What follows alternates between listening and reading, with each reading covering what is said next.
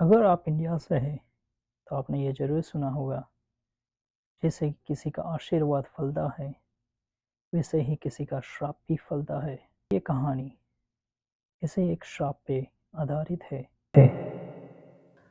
डर a horror podcast, कहानियाँ हिंदी में, सीजन 1 एपिसोड 1, खूनी गुड़िया। वर्ष 1900। रमीना नाम की एक वेश्या हुआ करती थी जो सब मर्दों की इच्छा पूरी करती थी। उसके द्वार पर आया हुआ मर्द कभी भी नाराज नहीं लौटा था। वो वेश्या इसलिए नहीं बनी थी क्योंकि उसको इसमें मजा आता था। वो वेश्या बनी थी क्योंकि उसके अपने पति ने उसको धोखा देके वेश्या बाजार के किसी दलाल को बेच दिया था। उसने वहां से भागने की कोशिश कई बार की, लेकिन उसको हर बार असफलता ही मिली। एक दिन पता चला कि वो किसी बड़े रहीश खानदान के बिगड़े हुए औलाद के बच्चे की मां बनने वाली थी। और ये रहीश खानदान और किसी का नहीं पर शहर के मशहूर व्यापारी गोपीचंद का था। और उनके बिगड़े हुए औलाद का नाम था मंगल, जिसको जुए, दारू और लड़कियों में पैसा उड़ाना बहुत पसंद था। मंगल रमीना से शादी करने के लिए राजी था, पर गोपीचंद इस बात से गुस्सा थे। एक वेश्या को वो अपने घर की बहू नहीं बनाना चाहते थे। एक रात अमावस के सन्नाटे में गोपीचंद कुछ उपहार लेके वेश्या बाजार पहुंचे, कुछ इस तरह कि कोई उन्हें देख ना ले। उन्होंने वेश्या की दलाल गजकामिनी को कुछ पैसे दिए और उसको अपनी जबान नहीं खोलने के लिए कुछ और ज्यादा पैसे दिए। गोपीचंद उपहार लेके रमीना के कमरे में दाखिल हुए। रमीना उस वक्त अपने बिस्तर पे बैठी हुई थी, बिना कपड़े पहने। उसने तुरंत ही कंबल खींच के अपने आप को ढक दिया। आज के बाद तुम्हें ये सब करने की जरूरत नहीं पड़ेगी। गोपीचंद के ये शब्द सुन के रमीना ने उनकी ओर देखा। गोपीचंद उपहार का थाल लिए हुए खड़े थे, जिसमें गुड़िया, कुछ खिलौने और आभूषण थे। मैं कुछ उपहार लाया हूं मैं तुम्हारे लिए, रमीना मुस्कुराई। गोपीचंद उपहार लेके आगे बढ़े। रमीना के नजदीक खड़े होके बोले, और एक विशेष उपहार है और उसके लिए तुमको अपनी आंखें बंद करनी पड़ेगी। जैसे ही रमीना ने हिचकिचाते हुए ही सही पर आंखें बंद की, वैसे ही गोपीचंद ने उपहार के थाल में से चाकू निकाला और रमीना की गर्दन पे फिरा दिया। रमीना आंखें फाड़ के गोपीचंद को देखने लगी। खून नदी के पानी की तरह उसके गले में से बह रहा था। गोपीचंद ने उसको हंस के कहा, तुमने सोच भी कैसे लिया कि तुम जैसे को मैं अपने घर की लक्ष्मी बनाऊंगा।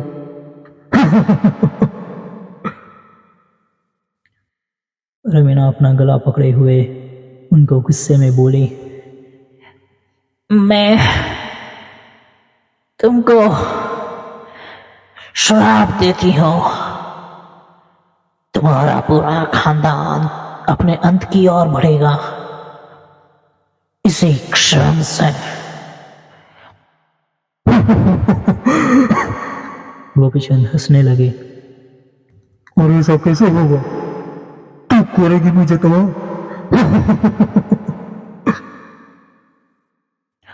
हाँ, रमीना बोली, जब तक मैं तुमको तबाह नहीं कर देती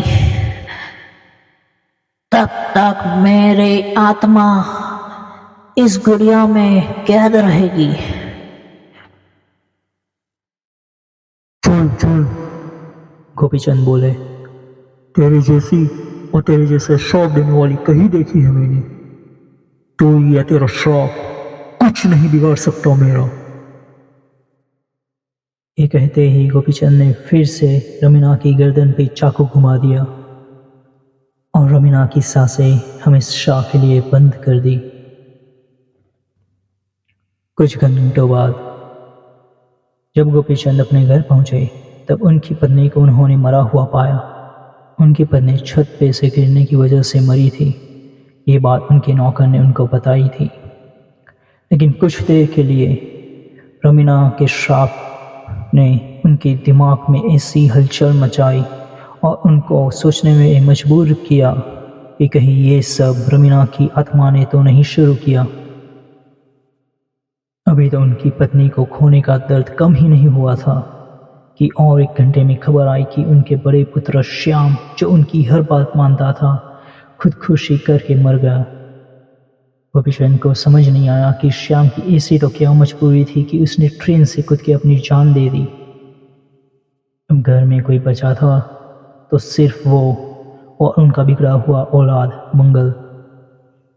इन सभी बातों से अनजान मंगल मदिरा के मौज में अपने कमरे में कोड़े बेच के सोया हुआ था और गोपीचंद को इस बात की कुछ परवाह ही नहीं थी, क्योंकि उनको पता था कि वो कितनी भी कोशिश कर ले, मंगल अभी होश में नहीं आने वाला था।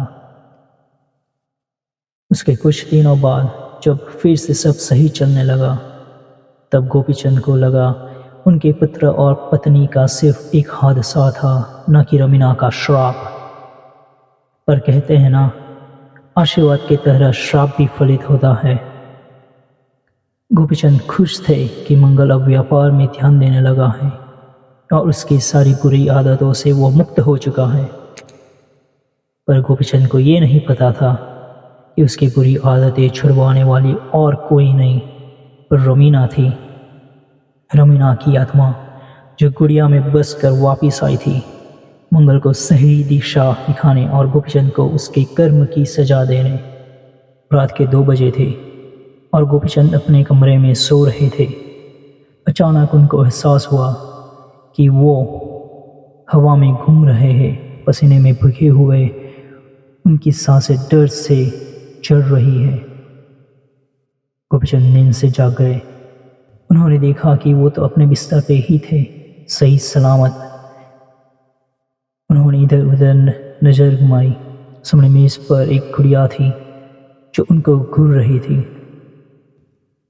गोपीचंद को लगा कि नौकर की बिटिया शायद गुड़िया के साथ खेलते हुए यहाँ आई होगी और यहाँ कमरे में ही अपनी गुड़िया भूल गई। वो आंखें बंद करके सोने ही वाले थे कि गुड़िया हंसी।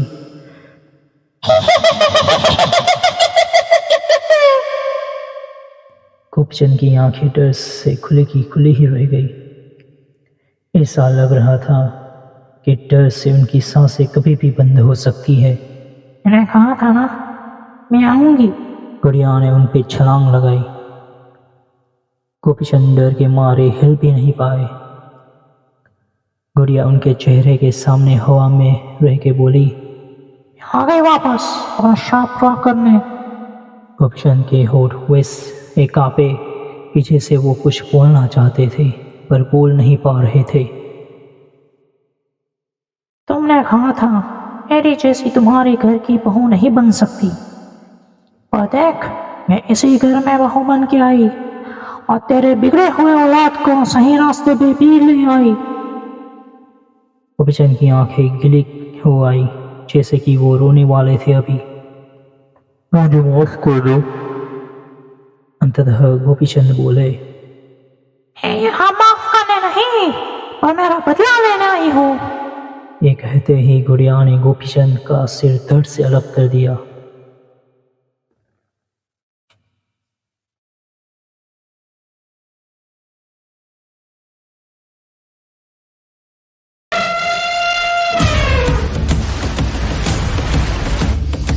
कौन है ये आदमी? इसे ना पैसों की परवाह, ना पावर का खौफ। जरूर इसे कोई गहरी चोट लगी है।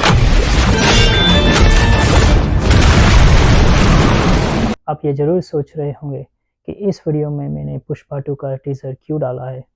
हॉरर पॉडकास्ट में एक्शन थ्रिलर मूवी के टीज़र का कुछ समझ नहीं आया।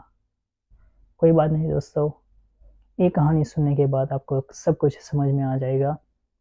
एक कारण ज़रूर बता सकता हूँ, और ये है कि ये कहानी लिखने के लिए मुझे पुष्पा 2 ने प्रेरित किया है। आज की ये कहानी पुष्पा 2 में दिखाए गए किरदार पुष्पा के जैसे ही एक लकड़हारे पे आधारित है। एक लकड़हारा जो बड़ा आदमी बनने का सपना देखता है। लकड़े काट के गुजारा न होने पे वो हमेशा दुखी रहता है। उसके बीवी और बच्चे उसको किसी काम का नहीं समझते। पर फिर लकड़हारा अपने दोस्तों से पुष्पा फिल्म के बारे में सुनता है और पुष्पा फिल्म के दोनों भाग देखने के बाद लकड़हारा कुछ बड़ा करने को सोचता है, पुष्पा जैसा बनने का सोचता है। लेकिन तकदीर हर किसी का साथ नहीं देती। तकदीर ऐसी है कि राजा को रंक और रंक को राजा बना दे। और इस कहानी में रंक राजा तो बनता है, पर कुछ ऐसा भी बनता है जो आपके रोंगटे खड़े कर सकता है। अब होगी पार्टी। लकड़हारा डर ए हॉरर पॉडकास्ट। राजा नाम का एक लकड़हारा आंध्र प्रदेश के किसी छोटे से गांव में अपनी बीवी और 2 बच्चों के साथ रह रहा था। उसकी शादी के पहले कुछ साल तो काफी अच्छे गुजरे, पर बाद में तो बच्चों की जिम्मेदारी के साथ राजा का जीवन परेशानियों से भर गया।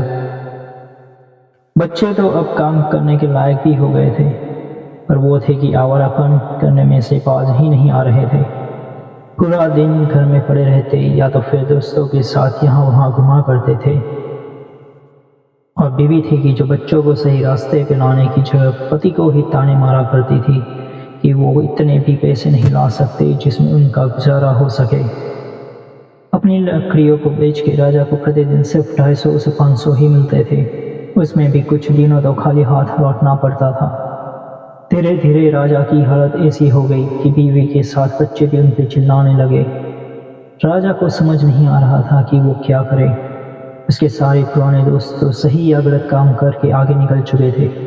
कितनों के बच्चों ने शहर में अपना बिजनेस शुरू कर दिया था, तो कुछ दोस्तों गैरकानूनी काम में लग गए थे और उनके बच्चों को भी वो अपने साथ ले गए थे। राजा के बच्चे तो किसी काम के थे ही नहीं और हर रोज बीवी और बच्चों के ताने से शांति से जीने भी नहीं दे रहे थे। कई बार तो उसने सोचा कि वो भी कुछ गैरकानूनी काम में लग जाए, पर उसका ज़मीर उसको इसकी इजाज़त नहीं दे रहा था। बीवी और बच्चों के तानों से तंग होकर उसने खुदकुशी के बारे में भी सोचा, पर वो खुदकुशी करने की हिम्मत भी नहीं जुटा पाया। धीरे धीरे उसने सबसे बोलना भी लगभग बंद ही कर दिया। वो हर रोज़ मर मर के जी रहा था, एक जिंदा लाश की तरह। वो हर पल हर दिन एक ही बंडर में फंसा हुआ था कि उसको कुछ करना है, कुछ ऐसा जिससे सबकी बोलती बंद हो जाए। उसको इतना बड़ा आदमी बनना है कि कोई उस पर आवाज़ भी ना उठा पाए। राजा पूरा ही टूट गया था, पर कुछ बड़ा करने के इरादे से वो अब अंदर से एक अंगार बनता जा रहा था। एक ऐसा अंगार जो बड़ी मात्रा में अपना दहशत फैलाने को सज्ज था। बस कमी थी तो सिर्फ एक स्रोत की, इस अंगार को चला के प्रचंड अग्नि में बदल दे। कुछ दिनों बाद हर रोज की तरह राजा अपने नए दोस्तों के साथ लकड़ी काटने जंगल जा रहा था। तभी उसने अपने दोस्तों जगदीश और अभिषेका की कुछ बातें सुनी। अभिषेका, तुमने वो नई फिल्म आई है उसके बारे में सुना? कौन सी फिल्म रे? पुष्पा। पुष्पा 2? हाँ, मैंने सुना। उसका पहला भाग भी मज़ेदार था, दूसरे में और मज़ा आएगा।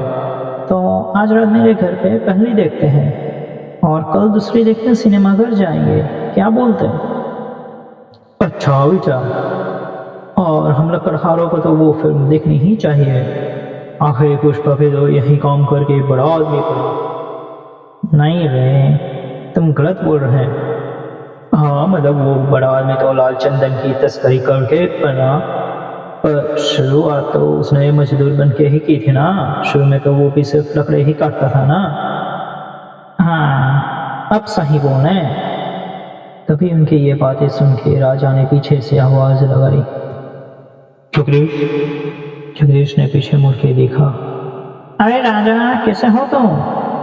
मैंने तुम्हारी बातें सुनी, क्या मैं भी तुम्हारे घर आ सकता हूँ मूवी देखने? हाँ, क्यों नहीं, आ जाओ। धन्यवाद। राजा ने मुस्कुरा के बोला। जगदीश ने राजा के कंधे पे अपना हाथ थपाया और फिर से उसके आगे अभिषेका के साथ चलने लगा। मुझे दाल में कुछ काला लग रहा जगदीश। मुझे भी कुछ सही तो नहीं लग रहा अभिषेका। ऐसा लग रहा कि राजा कुछ बड़ा करने को है। सही बोले तुम। वो ना तो किसी से बात करता और ना ही वक्त पे घर लौटता। बेचारा घर पे वक्त पे लौट के करे भी क्या अभिषेका। उसके बीवी बच्चों ने तो उसका जीवन ही नर्क बना दिया है। वो भी सही बोले बेचारा। रात के 8 बजे जगदीश, अभिषेका और दूसरे 4 दोस्त मूवी शुरू करने के लिए तैयार थे। फिर राजा कहाँ रह गया? अभिषेका ने जगदीश से बेताबी से पूछा और इतने में ही राजा वहां पे पहुंचा। ये आ गया राजा, देखो। जगदीश ने दरवाजे पे खड़े हुए राजा को देख के बोला, अरे चलो आओ अंदर जल्दी। अभिषेका बोला, अब रहा नहीं जा रहा।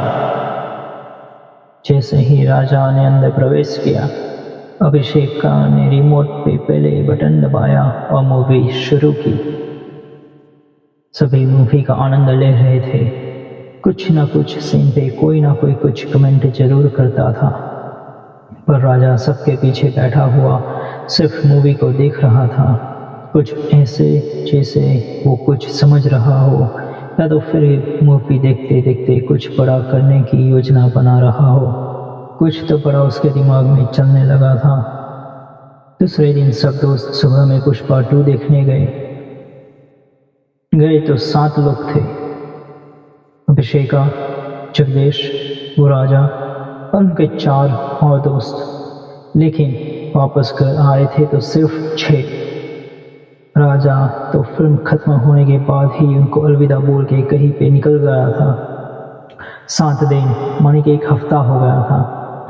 कोई नहीं जानता था राजा कहाँ चला गया। राजा की बीवी, उसके बच्चे और दोस्तों ने हर जगह उसे ढूंढा, पर वो कहीं गायब हो गया था। लोगों के लिए वो गायब तो हो गया था, लेकिन ये तय था कि वो अपनी तकदीर बदलने के लिए निकला था। एक स्रोत जो अंगार को अग्नि बना सकता था, वो स्रोत पुष्पा फिल्म थी। राजा अब ऐसी अग्नि बनने वाला था कि सबकी रूह कांपने वाले थे। नाम छोटा है लेकिन साउंड बहुत बड़ा। राजा का उसकी उम्र का एक चचेरा भाई था। उसका नाम था बली, जिसको सब खूनी हैवान के नाम से जानते थे। जब वो 26 साल के थे तभी राजा ने उससे संबंध खत्म कर दिए थे, क्योंकि राजा सही रास्तों पे चलने वाला ईमानदार आदमी था, जबकि बली लोगों को मार के उनकी चीज़ें लुट लेने वाला एक दरिंदा बन चुका था। धीरे धीरे उसने एक्सटॉर्शन और इलीगल वेपन्स की स्मगलिंग भी शुरू कर दी थी। उसमें कुछ बात अच्छी थी तो सिर्फ ये कि वो स्त्रियों को सम्मान देता था। कभी भी किसी स्त्री को मारना तो क्या, उसके सामने ऊंची आवाज़ में बात भी नहीं करता था। राजा कहीं पे गायब नहीं हुआ था, पर बली को मिलने कर्नाटका पहुंच गया था। अपने भाई से उसने उधारी पे बंदूक ली और उससे सौदा किया कि उसके लड़के उससे और लाल चंदन की चोरी करने वाले सभी मजदूरों को सुरक्षा देंगे। बदले में लाल चंदन बेचने पे जो भी पैसे आएंगे उसमें से आधा हिस्सा उसका। बली को बात पसंद आई और उसने अपने कुछ आदमी को उसके पास आंध्र प्रदेश भेजा और लौट के आने के बाद वो सबसे पहले भैरव से मिलने गया। भैरव लाल चंदन की तस्करी संभालने वाला और सिंडिकेट मेंबर्स का मुखिया भी था। एक आदमी कुछ लोगों को साथ लेके आया है। बोलता है कि अगर आपसे नहीं मिलने दिया तो सबकी लाश है बिछा देगा। मुरुगन, भैरव का सचिव, उसने भैरव को राजा का संदेश पहुंचाया, जो भैरव अपने कक्ष में भगवान वेंकटेश्वरा की पूजा कर रहे थे। भैरव ने पूजा करते अपनी मुंडी हिलाई और मुरुगन ने दरवाजे पे आके सिक्योरिटी गार्ड्स को आवाज़ लगाई, आने दो उसे। राजा घर के अंदर दाखिल हुआ। भैरव की पूजा समाप्त हो चुकी थी। उसने राजा को उसके सामने कुर्सी पे बैठने का इशारा किया, पर राजा कुर्सी की जगह उसके साथ उसके सोफा पे बैठा। मुरुगन गुस्सा होकर उस पर हमला करने आगे बढ़ा, तो भैरव ने अपना हाथ हवा में उठाया और उसे रोक दिया। तुमने उसे बिछाने की धमकी, बाद में मेरी नसीब की गलती। कौन हो तुम? मेरा नाम राजा है। जो भी सुनना था, जो भी सुनना था, सब सुन चुका हूँ और सब समझ चुका हूँ। अब मुझे सिर्फ मेरी मंजिल दिखाई दे रही है। जो भी मेरे साथ है वो आगे बढ़ेंगे और जो नहीं उन सबकी लाशें बिछेगी। करते हैं मित्र 50 पार्टनरशिप। आपका माल कहीं बार पुलिस पकड़ लेते हैं। आज के बाद सब माल उसकी सही जगह पहुंच जाएगा, या तो पुलिस से बच के या तो फिर उनकी बलि देने के बाद। अगर एक बार भी आपका माल पकड़ा गया तो आपका हुक्म और मेरा से मुझे मंजूर है। राजा ने उनसे हाथ मिलाया। बाद में वो वहाँ से निकल गया वापस अपने घर की ओर, पर 50 लड़कों के साथ गाड़ी में जो वो बलि के वहाँ से लाया था। वो घर वापस लौटा अपने गांव। सब उसको देख के खुश तो थे, पर वो जो 50 खूंखार दिखने वाले लड़कों को लेके आया था उससे सब विचलित भी थे। मैंने कहा था ना कि राजा अब राजा नहीं रहने वाला। वो कुछ तो बड़ा करने की सोच रहा है। मैं शायद जीत गया अभिषेका। आपने भी शर्त ही कहाँ लगी थी तो तुम जीत गए। मैंने भी बोला था कि कुछ तो चल रहा है इसके दिमाग में, पर क्या वो को नहीं पता। राजा की पत्नी और बच्चे उसे गले लगाने गए, पर उसने उनको उन्हीं की जगह रोक दिया, ये कह के, मेरे पास वक्त नहीं है इन सब बातों के लिए। मैं यहाँ जरूरी सूचना देने आया हूँ मेरे सभी साथीदारों को। राजा के आसपास खड़े हुए सभी उसे देख रहे थे, कुछ इस तरह कि वो राजा नहीं पर किसी और ग्रह से आया हुआ कोई एलियन हो। मेरे साथीदारों, मेरे दोस्तों, जगदीश ने अपनी बात यहाँ वहाँ नजर घुमाते हुए शुरू की। आज से मैं लाल चंदन की तस्करी शुरू करने वाला हूँ। आप सभी भैरव को तो जानते हैं, मैं उसका नया पार्टनर हूँ। और आप लोगों ने बलि का नाम भी सुना होगा, जो खूनी हैवान से प्रसिद्ध है। खूनी हैवान का नाम सुन के कई लोगों के नीचे से जमीन सिरक गई और कुछ तो ऐसे कांप के पसीने से भीग गए कि जाने उनकी मौत उनके सामने खड़ी हो। ये 50 लड़के उसी खूनी हैवान के लिए काम करते हैं, पर अब मेरे लिए जो भी मुझसे जुड़ेगा वो ज़्यादा पैसे कमाएगा, 4 गुने ज़्यादा। और मेरे ये लड़के उनकी हिफाजत भी करेंगे। अगर किसी पुलिस वाले ने आपको पकड़ने की ज़रूरत की तो मैं आपको ये यकीन दिलाता हूँ कि ये उन पुलिस वालों की वहीं पे हत्या कर देंगे। जो भी मेरे लिए काम करना चाहता हो वो जंगल की ओर बढ़े। आज तक सभी लालचंदन की तस्करी में नहीं जुड़े क्योंकि उनको पुलिस का खौफ था, पर राजा ने तो पुलिस का खौफ ही मिटा दिया था, तो सब लोगों का उसके साथ जुड़ना तो बनता था ना। गांव का कोई एक लकड़हारा भी ऐसा नहीं रहा जिसने ये मजदूरी स्वीकार की ना हो। सब राजा के मजदूर बनने के लिए खुश हो गए और जंगल की ओर बढ़ने लगे। बस आगे होना था क्या, सब सही जा रहा था। जैसे जैसे दिन बीतते गए राजा सही में राजा बन गया। पैसों की बारिश होने लगी। जब भी पुलिस वालों ने रोकने की कोशिश की तब उसके 50 गुंडों ने उन पुलिस वालों को इस दुनिया से ही मिटा दिया। यहाँ भैरव और कर्नाटका में बलि सब खुश थे। राजा लकड़हारा अब जोरों से आगे बढ़ रहा था। वो अपनी बीवी और बच्चों के साथ वक्त नहीं गुजारता था, पर वो राजा की तरक्की और उसके पैसों से खुश थे क्योंकि अब उनको खाली पेट नहीं सोना पड़ता था और जो चाहे वो सब मिल जाता था। जैसे जैसे काम बढ़ता गया राजा ने और लोगों को बलि के वहाँ से बुलाया। 3 महीने में राजा इतना आगे बढ़ चुका था कि कोई भी पुलिस वाला उसके खिलाफ जाने की सोच भी नहीं सकता। उसकी वजह से काफ़ी घरों में खुशी भी आई थी। पर एक दिन वो अकेला जंगल में घूमने गया और वहाँ उसकी मुलाकात उसके दोस्त अभिषेका से हुई। कैसे हो राजा जी? हे अभिषेका, कैसे हो तुम? यहाँ कैसे? एक हरामी है जिसने मेरा सपना छीन लिया, उसको ढूंढते हुए यहाँ पहुँचा हूँ। कैसा सपना? और कौन है वो? मेरा सपना था कि मैं भी भैरव जैसा बड़ा आदमी बनूं, पर साला कभी हिम्मत ही नहीं जुटा पाया।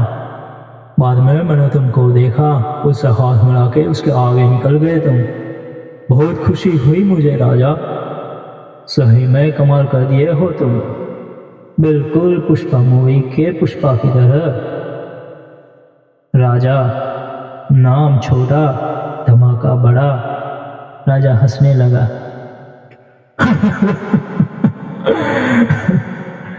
बाद में वो बोला, पहले तो मुझे लगा तुम मुझे ही मारने की बात कर रहे हो। पर ये जान के खुशी हुई कि मेरी तरक्की से तुम खुश हो। पर किसके लिए तुम ये कुल्हाड़ी लेके फिर रहे हो? आप थोड़े से सही हो, थोड़े से गलत राजा जी। अभिषेका ने आगे कुछ न बोलते हुए अचानक कुल्हाड़ी घुमाई और राजा का सिर धड़ से अलग कर दिया। अभिषेका जोर से हंसने लगा। अब मैं तुम्हारी लिखावट का कागज दूंगा भैरव और बलि को, जिसमें लिखा है तुम कहीं दूर खुदकुशी करने जा रहे हो और तुम्हारी जगह मुझे यानी अभिषेका को दे दे। अब मजा आएगा। असली कहानी तो अब शुरू हो गई।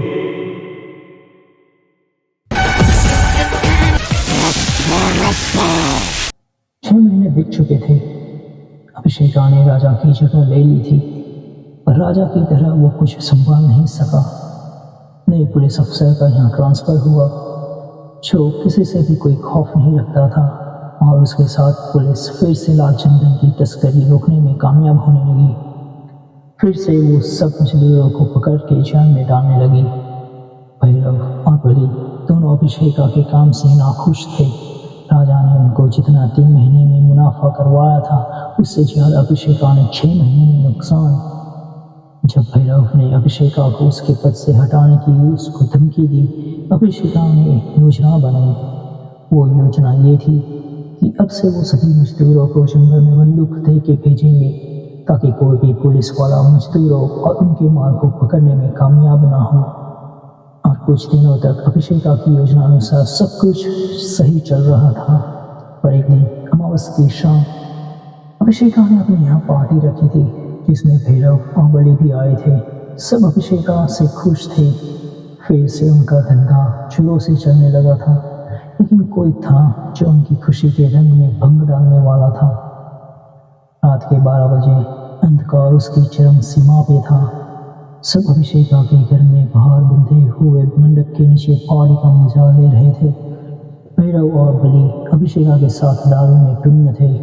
गाँव वाले कोई खाने का मजा ले रहा था तो कोई पीने का, कोई गाने सुनने का तो कोई गाने पे झूमने का।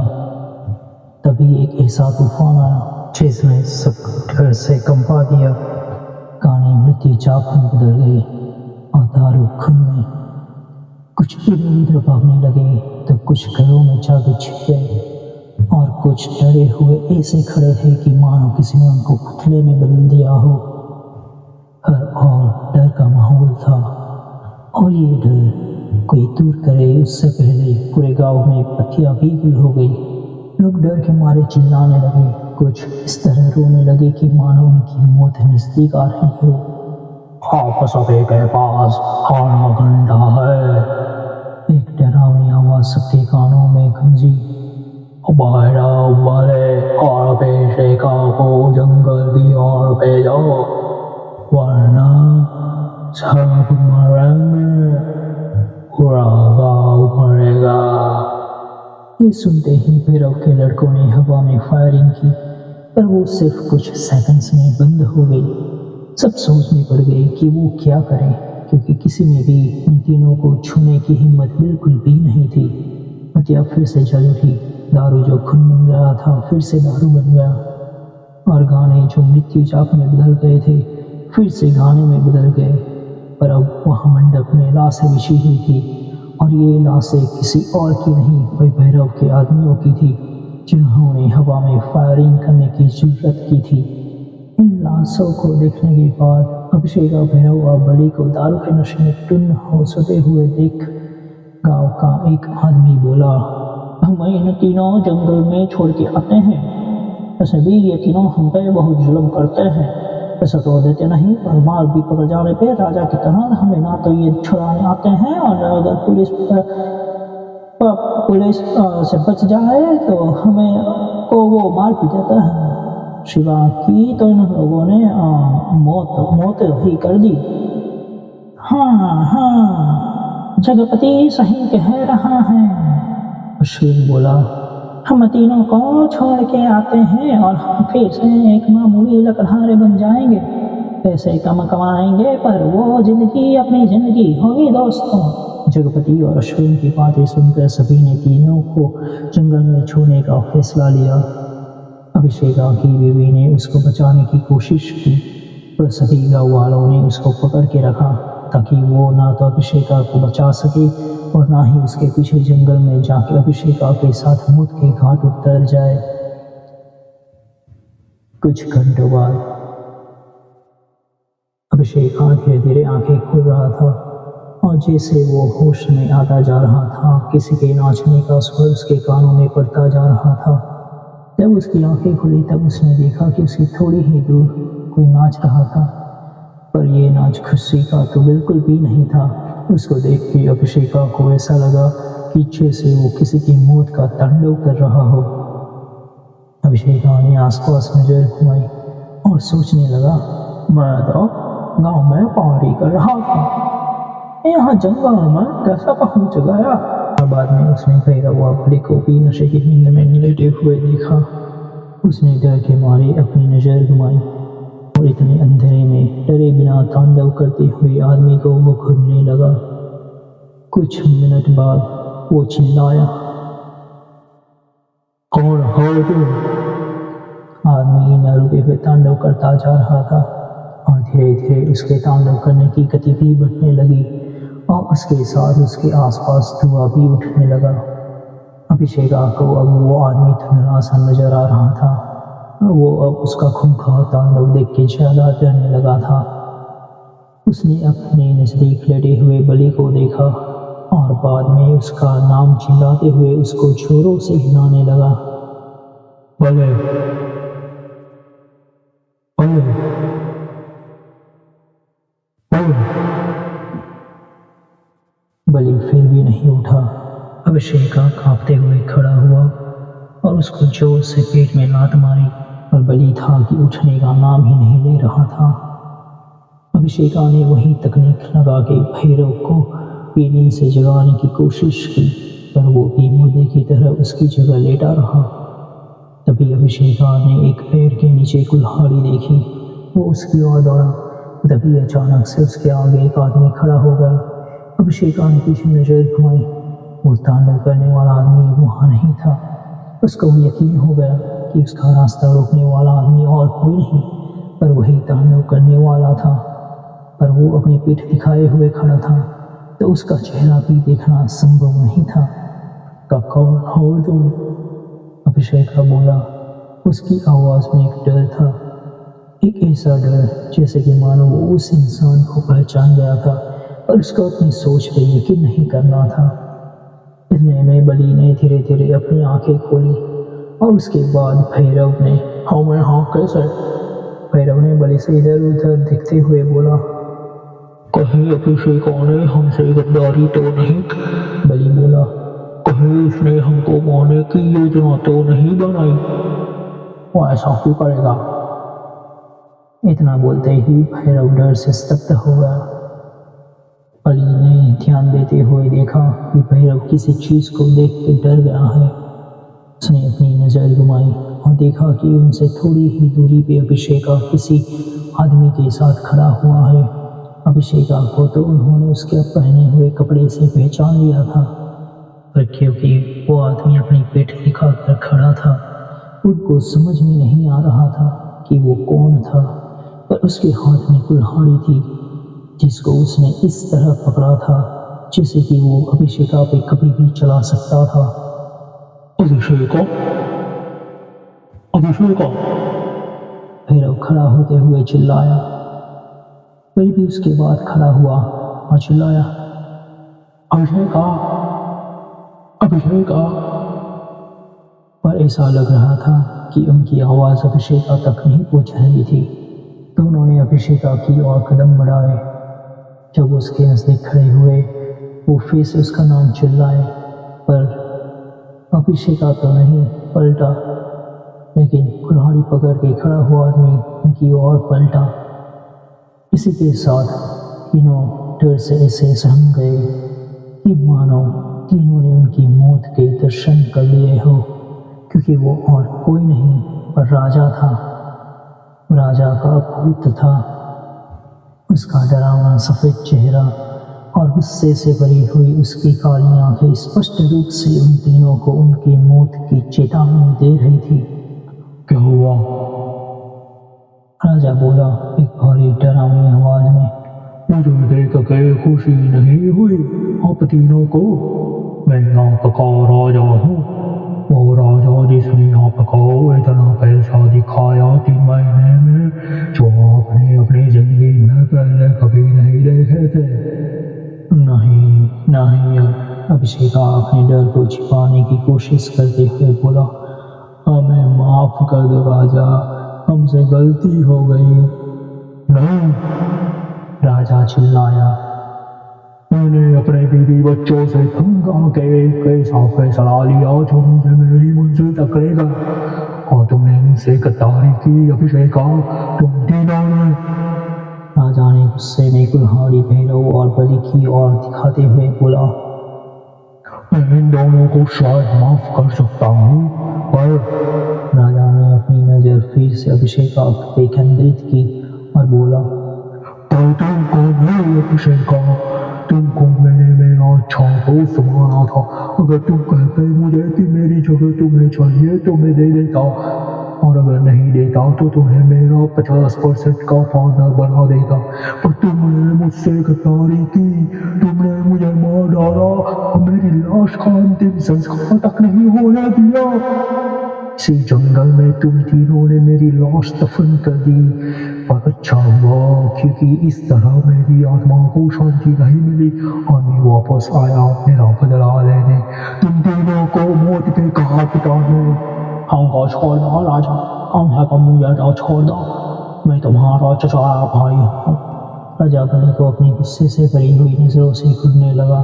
हम तो अभिषेका की योजना में शामिल भी नहीं थे, वो तो हम तुमको उपहार देने आए थे, और तुम्हारी पत्नी ने कहा तुम कहीं जंगल में टहलने गए हो, इसलिए हम यहाँ आए थे। हाँ, बड़ी सही कह रहा है राजा, हमें जाने दो, हम तुमसे हमारे प्राणों की भीख मांगते हैं। नहीं, राजा चिल्लाया। मैं जानता हूँ तुम लोग मुझे मारने की योजना से नहीं आए थे यहाँ, पर तुम लोगों ने अभिषेका और मेरे पेज की सभी बातें सुनी थी, और आप ये भी चर्चा करने लगे थे कि अगर अभिषेका सच में मुझसे नफरत करता है और मुझे मार डालता है तो फिर से सब कुछ आपका हो जाएगा। सब कुछ फिर से आपके इशारों पे चलने लगे। जब आपने अभिषेका को ये बोलते सुना कि वो आपको लेटर देगा जिसमें मैंने यानी राजा ने लिखा है कि अभिषेका को मेरी जगह दे दे, आप यहाँ से चुपचाप निकल गए। जब अभिषेका आपसे मिलने आए वो खत लेके, आपने उसको वीडियो दिखा के डील 70-30 की कर दी। 70% आपका और 30% उसका, क्योंकि वो जेल में जाने से डर गया, उसने ये डील मान ली। और इसलिए जब आपने अभिषेका के हाथ में कुल्हाड़ी देखी तो आपने इंतजार किया कि वो कब मुझे मार दे, क्योंकि राजा की नज़र बलि और भैरव पे केंद्रित थी। अभिषेका ने धीरे से वहाँ से भागने की कोशिश की, पर जैसे ही उसने रेंगने की कोशिश की, राजा ने कुल्हाड़ी से उसका पैर काट दिया। अभिषेका दर्द के मारे चिल्लाया। रात के सन्नाटे में जंगल के बीचों बीच जोरों से चलती हुई हवा के झोंकों के साथ अभिषेका की आवाज़ पूरे जंगल में ऐसे गूंजी कि निशाचर जानवर डर के मारे यहाँ वहाँ भागे। बलि और भैरव डर से कंपने लगे, पर क्योंकि राजा अभिषेका को मारने में व्यस्त था, उन दोनों ने हिम्मत जुटाते हुए अपने कदम गांव की ओर बढ़ाए। अभिषेका ने फिर से रेंगने की कोशिश की और राजा ने उसका दूसरा पैर भी काट डाला। अभिषेका की आंखों में से आंसू गिरने लगे। उसका दिल डर से कांप चुका था। वो अपनी मौत को आते हुए देख इतना भयभीत हो चुका था कि उसकी जुबान ने भी उसका साथ छोड़ दिया था। वो चिल्लाना चाहता था पर भय के कारण आवाज़ गले में ही अटक गई थी। थोड़ी देर और भैरव और बलि घूमते हुए वहीं पे अभिषेका के नज़दीक आगे ठहर गए। दोनों भय के मारे कुछ समझ नहीं पा रहे थे कि वो वापस उसी जगह कैसे आ गए। उनको डरा हुआ देख राजा हंसने लगा। बाद में वो बोला, आज तक मुझसे कोई न भाग सका है न भाग पाएगा। इतना बोलते ही राजा ने ऊपर की ओर देखा। उसका अनुसरण करते हुए अभिषेका, बलि और भैरव ने भी ऊपर की ओर देखा। तीनों की आंखें डर से बड़ी हो गई क्योंकि पैर से कुछ लाल चंदन के तन्ने बंधे हुए थे और वो अब भैरव और बलि पे गिर रहे थे। भैरव और बलि कुछ समझ पाए और भागने की कोशिश करे उससे पहले वो दोनों तन्ने के नीचे दब के मर गए। अभिषेका जोरों से रोने लगा और अपनी जिंदगी की भीख मांगने लगा। महेश राजा, जाने दो मुझे, माफी मांगता हूँ मैं तुमसे। राजा, मैंने जो भी किया गलत किया, माफ कर दो मुझे राजा, प्लीज। राजा ने उसकी एक न सुनी और उसकी गर्दन को अपना निशाना बनाते हुए कुल्हाड़ी उसकी ओर फेंकी। कुछ और सेकंड और कुल्हाड़ी ने अभिषेका का सिर धड़ से अलग कर दिया। जो होगे वो खाओगे। राजा बोला, मत चलो दूसरों से, मत करो दूसरों से नफरत। दूसरों को नीचे लाने की चाह के बदले खुद पे से ऊपर उठना है ये सोचो तुम। करो कुछ अपना खुद के दम पे, तभी कमाओगे तुम अपनी इज्जत और सही दम। आपका डर के 5th एपिसोड में स्वागत है। आपको तो पता है February is a month of love, तो मैं आपको आज एक डायन की कहानी सुनाता हूँ। अब आप सोच रहे होंगे डायन का प्यार या प्यार के मंथ फरवरी से क्या लेना देना। बिलीव मी माय फ्रेंड्स, डायन का प्यार से लेना देना होता है। डायन अपने सुंदर रूप के छलावे से किसी भी मर्द को अपने प्यार के माया जाल में फंसा सकती है और वो ये उसके साथ पूरी जिंदगी बिताने नहीं करती, पर उसको मार के उसके खून से, उसकी एनर्जी से अपनी शक्तियाँ और अपनी उम्र बढ़ाने के लिए करती है। खून की प्यासी डायन, डर, a horror podcast, season 1 episode 5। Ravi आधी रात को अपने दोस्त की बर्थडे पार्टी से चलते हुए अकेले घर लौट रहा था। वो इतना बड़बोला था कि 1 मिनट भी चुप रहना उसके लिए मुश्किल हो जाता था, पर क्योंकि आधी रात हो चुकी थी वो किसी को फ़ोन करके डिस्टर्ब करना नहीं चाहता था। पर बाद में उसे याद आया कि वो इंस्टाग्राम पे तो लाइव जा ही सकता है, जहां उसने कुछ फ़नी वीडियोस डाल के अपने फॉलोअर्स बढ़ा दिए थे। इससे पहले भी वो कई बार लाइव जा चुका था और अपने फॉलोअर्स से बात करके उसे मज़ा भी आया था। जब वो इंस्टाग्राम पे लाइव जाने ही वाला था, उसने नोटिस किया कि वो कब्रिस्तान के पास से गुजर रहा था। तभी उसको उसके नानी की कही बात याद आती है कि कब्रिस्तान के रास्ते से गुजरते वक्त हमें कुछ बोलना नहीं चाहिए, हमें चाहे उतना चुप ही रहना चाहिए, वरना हमारी कुछ ऐसी बातों से हम अनजाने में किसी शैतानी आत्मा को अपने साथ आने का न्योता भी दे सकते हैं। और इस बात को ध्यान में रखते हुए उसने फ़ोन वापस अपनी जेब में रख दिया और चुपचाप घर की ओर आगे बढ़ता रहा। कब्रिस्तान इतना बड़ा था कि उसे और 2 मिनट तो लग ही जाते इसको पार करने के लिए। अभी तो उसने सिर्फ कुछ और कदम ही बढ़ाए थे, तभी उसको किसी लड़की के रोने की आवाज़ आई। वो रुक गया और वो इधर उधर मुड़ के देखने ही वाला था कि उसको फिर से अपनी नानी की बताई हुई और एक बात याद आ गई कि आधी रात को कब्रिस्तान वाले रास्ते पे अगर हमें कोई भी आवाज़ आए तो हमें बिना मुड़े चलते रहना चाहिए, क्योंकि ये आवाज़ शायद किसी प्रेत आत्मा की भी हो सकती है जो हमें अपना शिकार बनाना चाहती हो। रवि अपनी मंजिल की ओर आगे बढ़ने लगा। उसने कुछ और कदम बढ़ाए पर वो अब आश्चर्यचकित था कि लड़की के रोने की आवाज़ कम क्यों नहीं हो रही।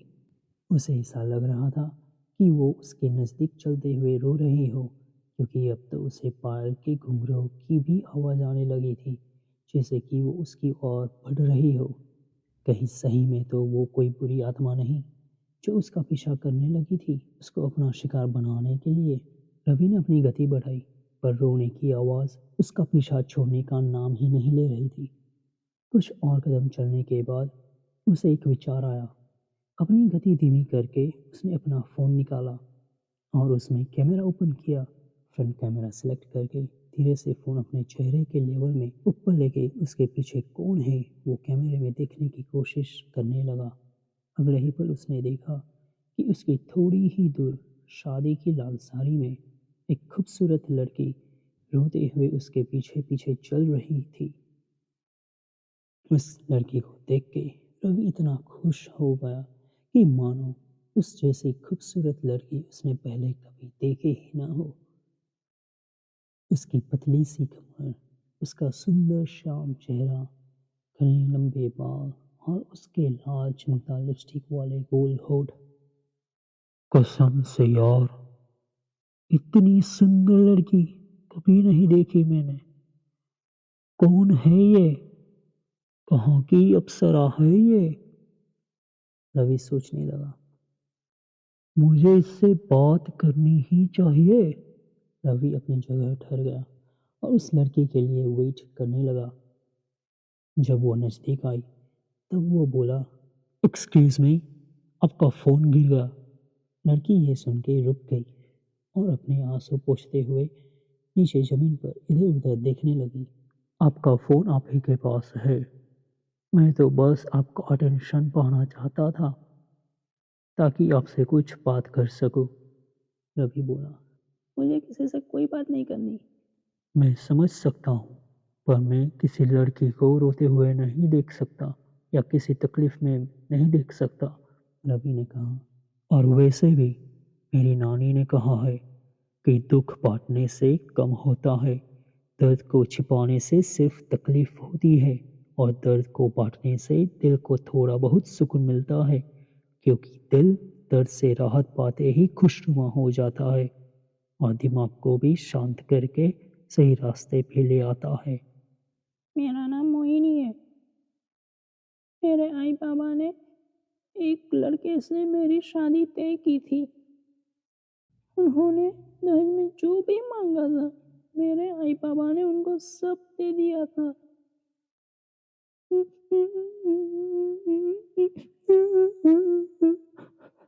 मोहिनी फिर से रोने लगी।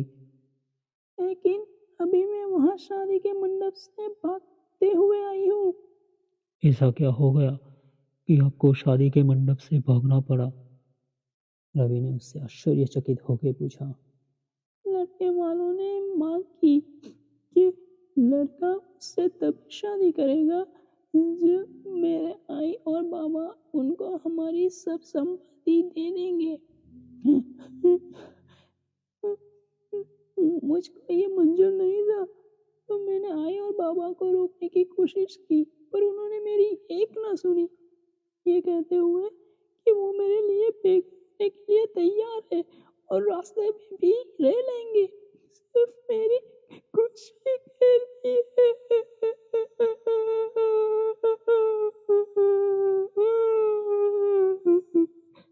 रवि हक्का बक्का मोहिनी की दर्द भरी कहानी सुनता रहा। मेरे भाई और बाबा ने अपना घर, उनकी जमीन, उनके जवेरात, सब कुछ उनको दे दिया।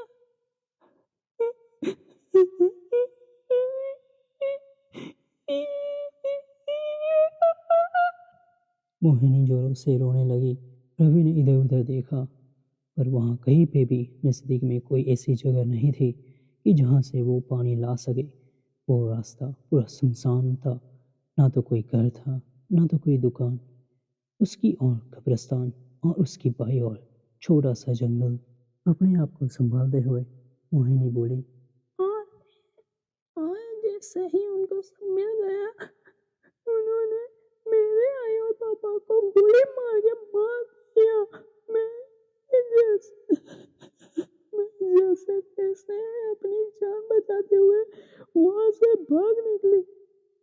रवि ने इधर उधर नजर घुमाते हुए बोला, थैंक गॉड आपका पीछा करते हुए वो यहाँ नहीं पहुँच गए।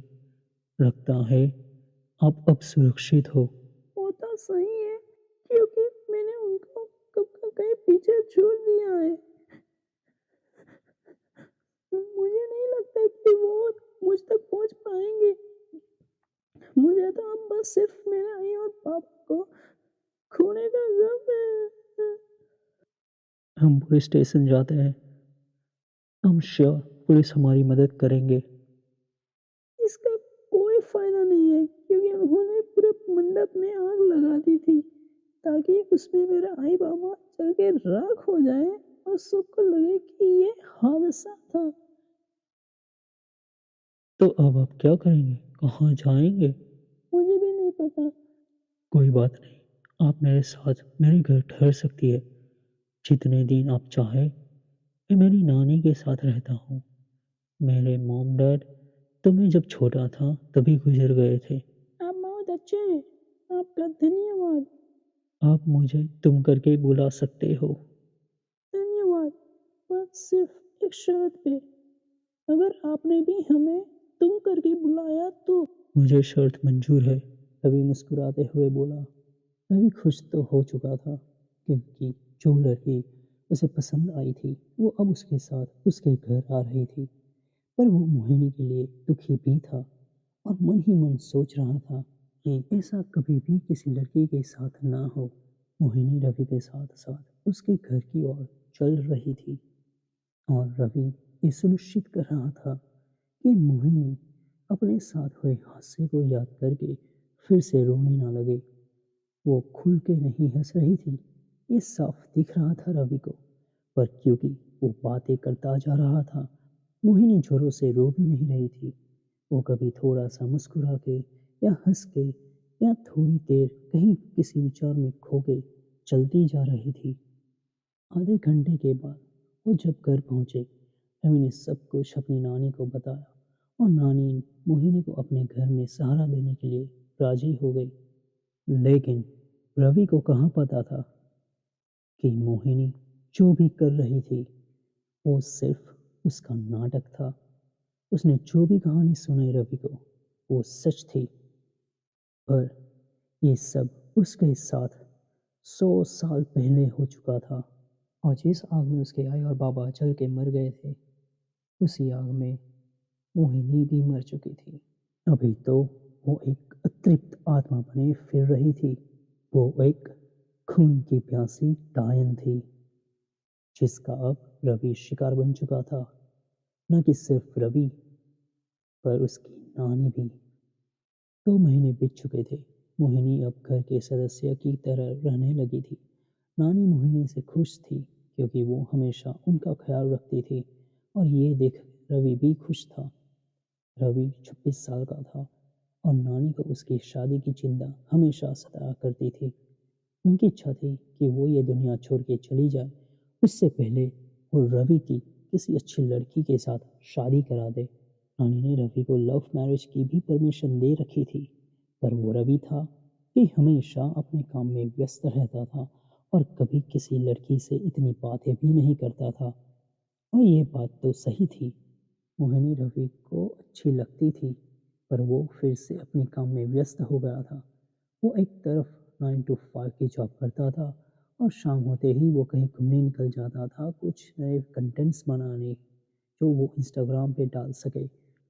नानी मोहिनी से खुश तो थी कि वो उनका अच्छे से ख्याल रखती है, लेकिन उनको एक बात हमेशा खटकती थी।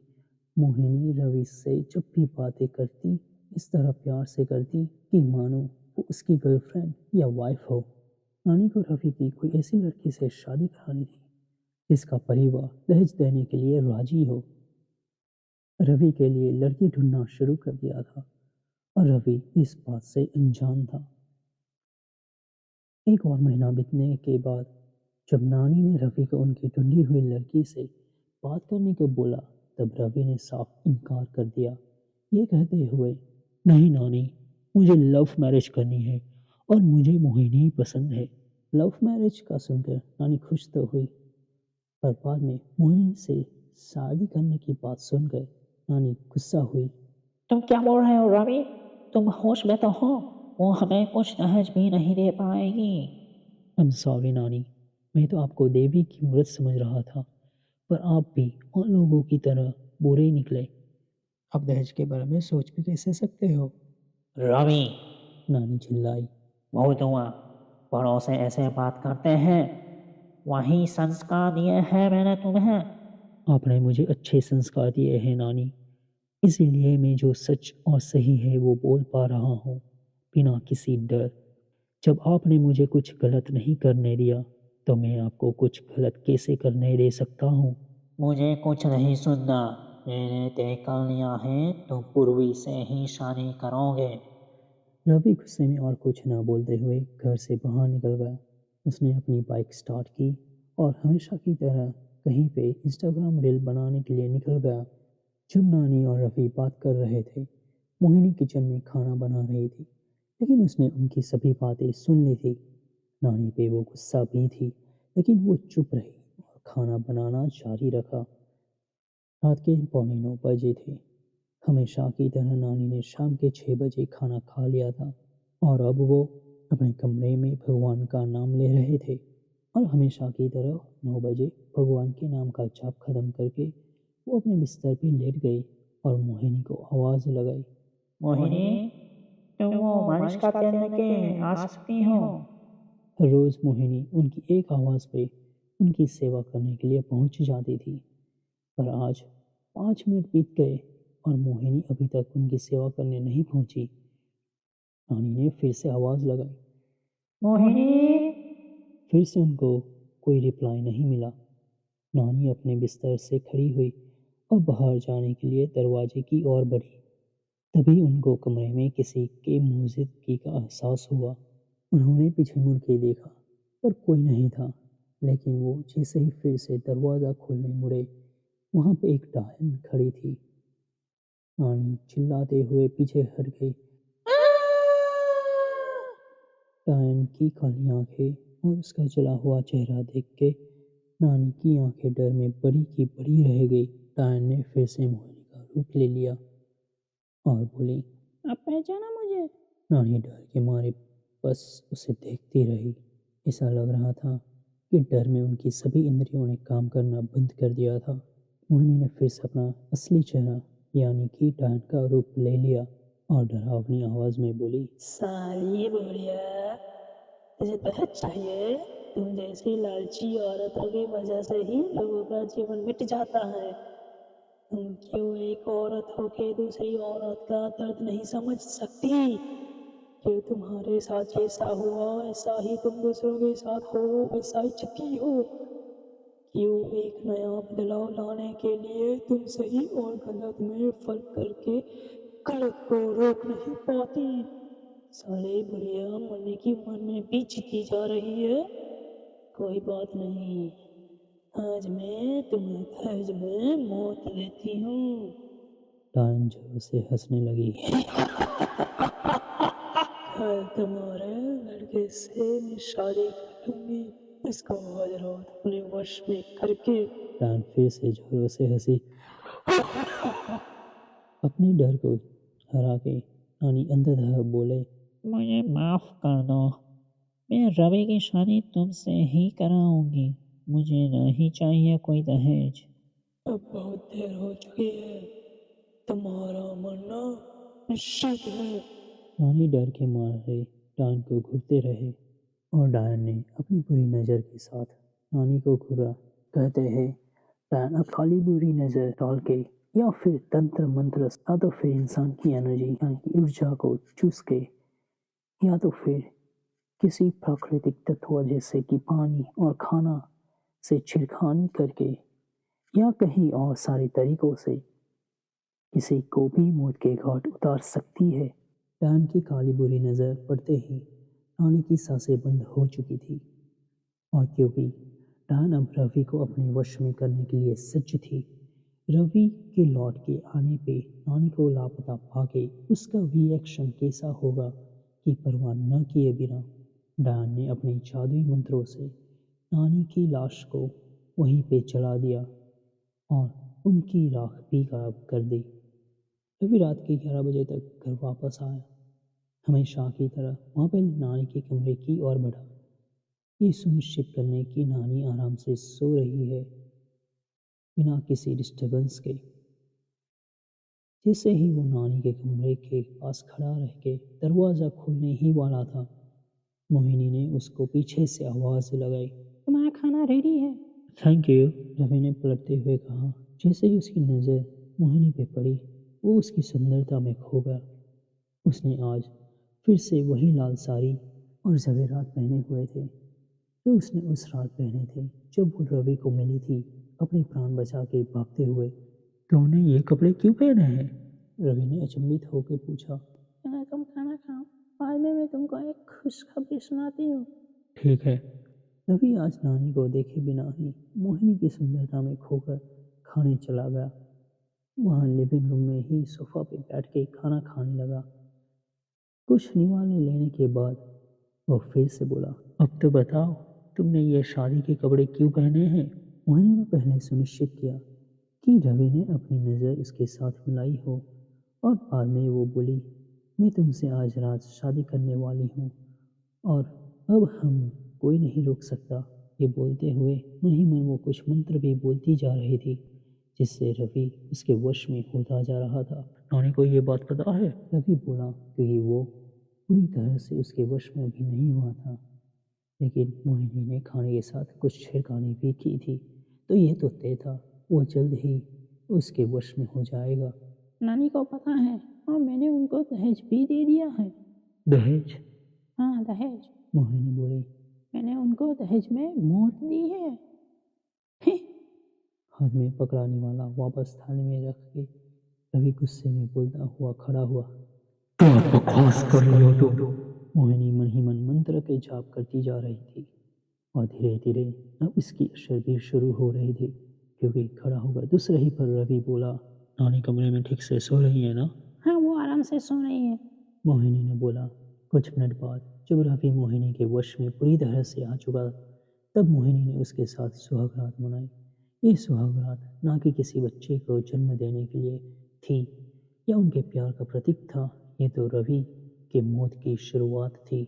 अब से तुम मेरे पति हो। सुहागरात मनाने के बाद मोहिनी बोली, अब से तुम्हारी सारी ऊर्जा और शक्ति मेरी है।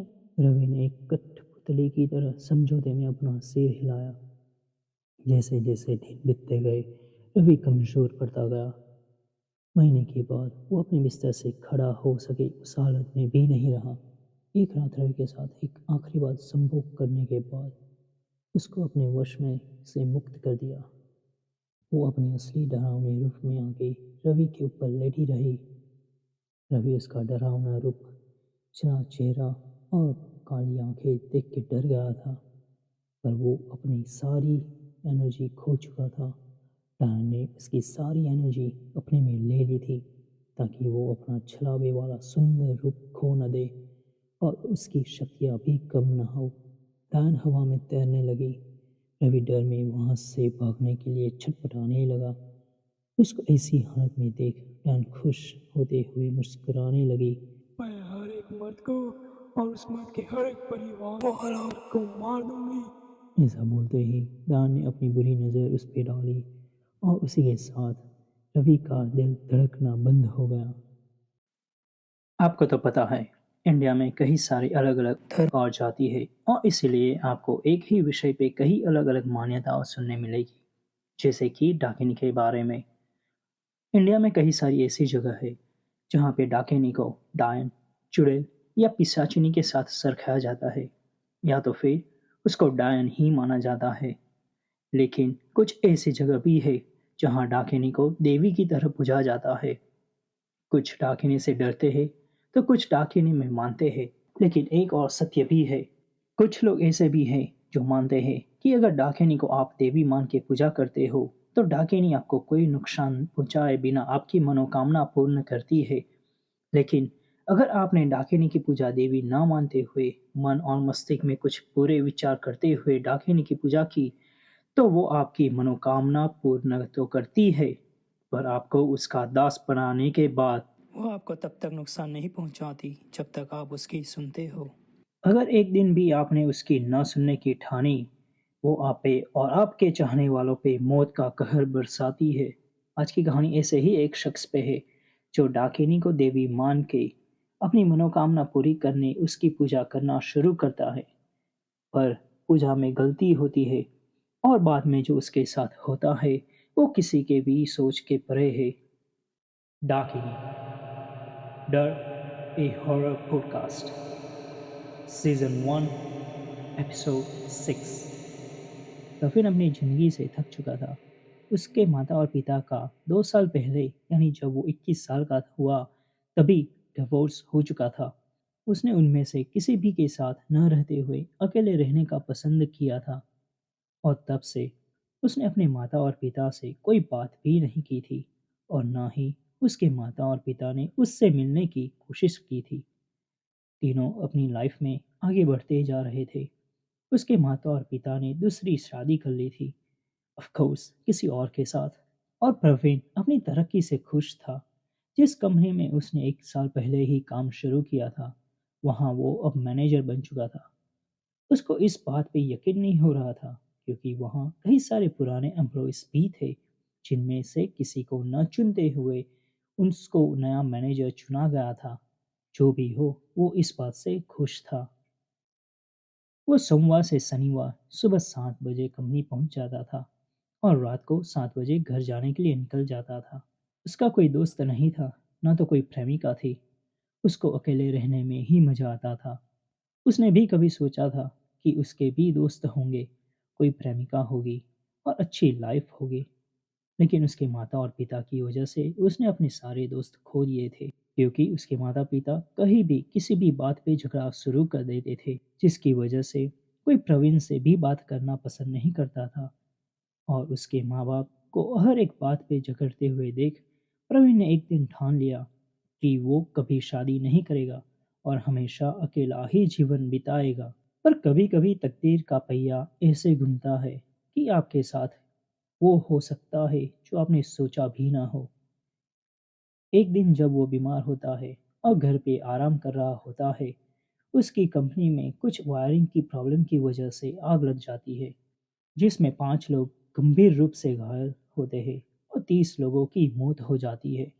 इस हादसे से प्रवीण को बहुत ही दुख होता है। उसे पता था कि वायरिंग में कुछ गड़बड़ थी, लेकिन वो किसी इलेक्ट्रिशियन को बुलाना भूल जाता है और ये हादसा घट जाता है। वो अपने आप को इस हादसे के लिए दोषी मानने लगता है। बाद में जब पुलिस इन्वेस्टिगेशन करना शुरू करती है, वो प्रवीण को ही दोषी ठहराती है क्योंकि वो वहाँ का मैनेजर था। 5 घायल दर्दी और 30 लोगों की मौत का इल्ज़ाम उस पर आ जाता है। प्रवीण जेल जाने से डर जाता है और पुलिस उसको जेल में डाले उससे पहले वो रातों रात अहमदाबाद छोड़ देता है। दूसरे दिन शाम को तो वो महाराष्ट्र के किसी छोटे से गांव में भी पहुंच जाता है। वो जंगल के पास इतना छोटा गांव था कि उसका नाम नक्शे पे भी नहीं था। इस गांव के बारे में तो उसने अपने एक स्कूल के दोस्त मानव से सुना था जब वो 12वीं कक्षा में था। मानव का कहना था कि इस गांव के लोग सच्चे दिल से डाकिनी को अपनी देवी मान के उनकी पूजा करते हैं। लेकिन एक दिन कोई बाहर वाला वहां पहुंचा और उसने डाकिनी का उपहास बनाया और उसी रात सबको उसकी लाश डाकिनी के मंदिर में डाकिनी के चरणों के पास मिली। गांव वालों का कहना था कि डाकिनी ने स्वयं आके उस अपरिचित को मौत के घाट उतारा था। उस वक्त प्रवीण को मानव पे भरोसा नहीं हो रहा था, पर जिस परिस्थितियों से वो गुजर रहा था उसके पास सिर्फ एक ही विकल्प था और वो ये था कि वो गांव वालों की मान्यताओं में माने और डाकिनी को भी अपनी देवी मान के उनकी वो सच्चे दिल से पूजा करे। वरना अगर मानव की कहानी में थोड़ा भी सच है तो ये तय था कि वो यहाँ से जिंदा नहीं लौटेगा। या तो डाकिनी स्वयं आके, अगर ये कोई अंधविश्वास नहीं है तो या तो फिर अंधविश्वास के नाम पे गांव वाले उसको मार के वहीं जंगल में कहीं दफन कर सकते हैं। उस गांव के लोगों के बारे में एक चीज अजीब थी, वहाँ कोई भी एक दूसरे से कोई बात ही नहीं कर रहा था। सब अपना काम खुद करते ही जा रहे थे और जैसे जैसे प्रवीण गांव की अंदर जाता जा रहा था वैसे एक के बाद एक सब उसको घुरते जा रहे थे। वो अपनी गति बढ़ाने ही वाला था कि एक बुढ़िया ने आके उसका रास्ता रोक लिया। उसके सफेद बाल और जुरीदार काला चेहरा देखकर वो डर के मारे 2 कदम पीछे चला गया। वो बूढ़ी औरत उसे थोड़ी देर घूरती रही। बाद में वो बोली, तुम ही हो उसका अगला शिकार। किसका अगला शिकार? रवि डरते हुए बोला। उसी का जो सालों से हमारी रक्षा करते आई है। बूढ़ी औरत बोली। उसने आसमान की ओर देखा और कहा, हमारी देवी डाकिनी। वो तो उसी को मारती है जो उनका अपमान करता हो। मैं उनकी सच्चे दिल से सेवा करने सज्ज हूँ। तुम कोई ऐसी भूल करने वाले हो जिससे वो क्रोधित होगी और अपना कहर तुम पर बरसाएगी। नहीं, ऐसा नहीं होने दूंगा मैं यहाँ उनको देवी मान के उनकी पूजा करके उनको प्रसन्न करने के लिए आया हूँ, ताकि वो मेरी मनोकामना पूरी करे। आज तक मेरा कहा हुआ कभी झूठ नहीं हुआ। अगर जिंदा रहना चाहते हो तो लौट जाओ, वरना अपनी मौत के लिए सज्ज हो जाओ। प्रवीण आगे कुछ न बोलते हुए अपनी मंजिल की ओर चलने लगा। उसने अपने दोस्त मानव से सुना था कि गांव में कुछ लाल रंग के झोपड़े हैं जो गांव वालों ने बाहर से आने वालों के लिए बनाए हैं, जहां वो मुफ्त में रह सकते हैं जब तक वो चाहे तब तक।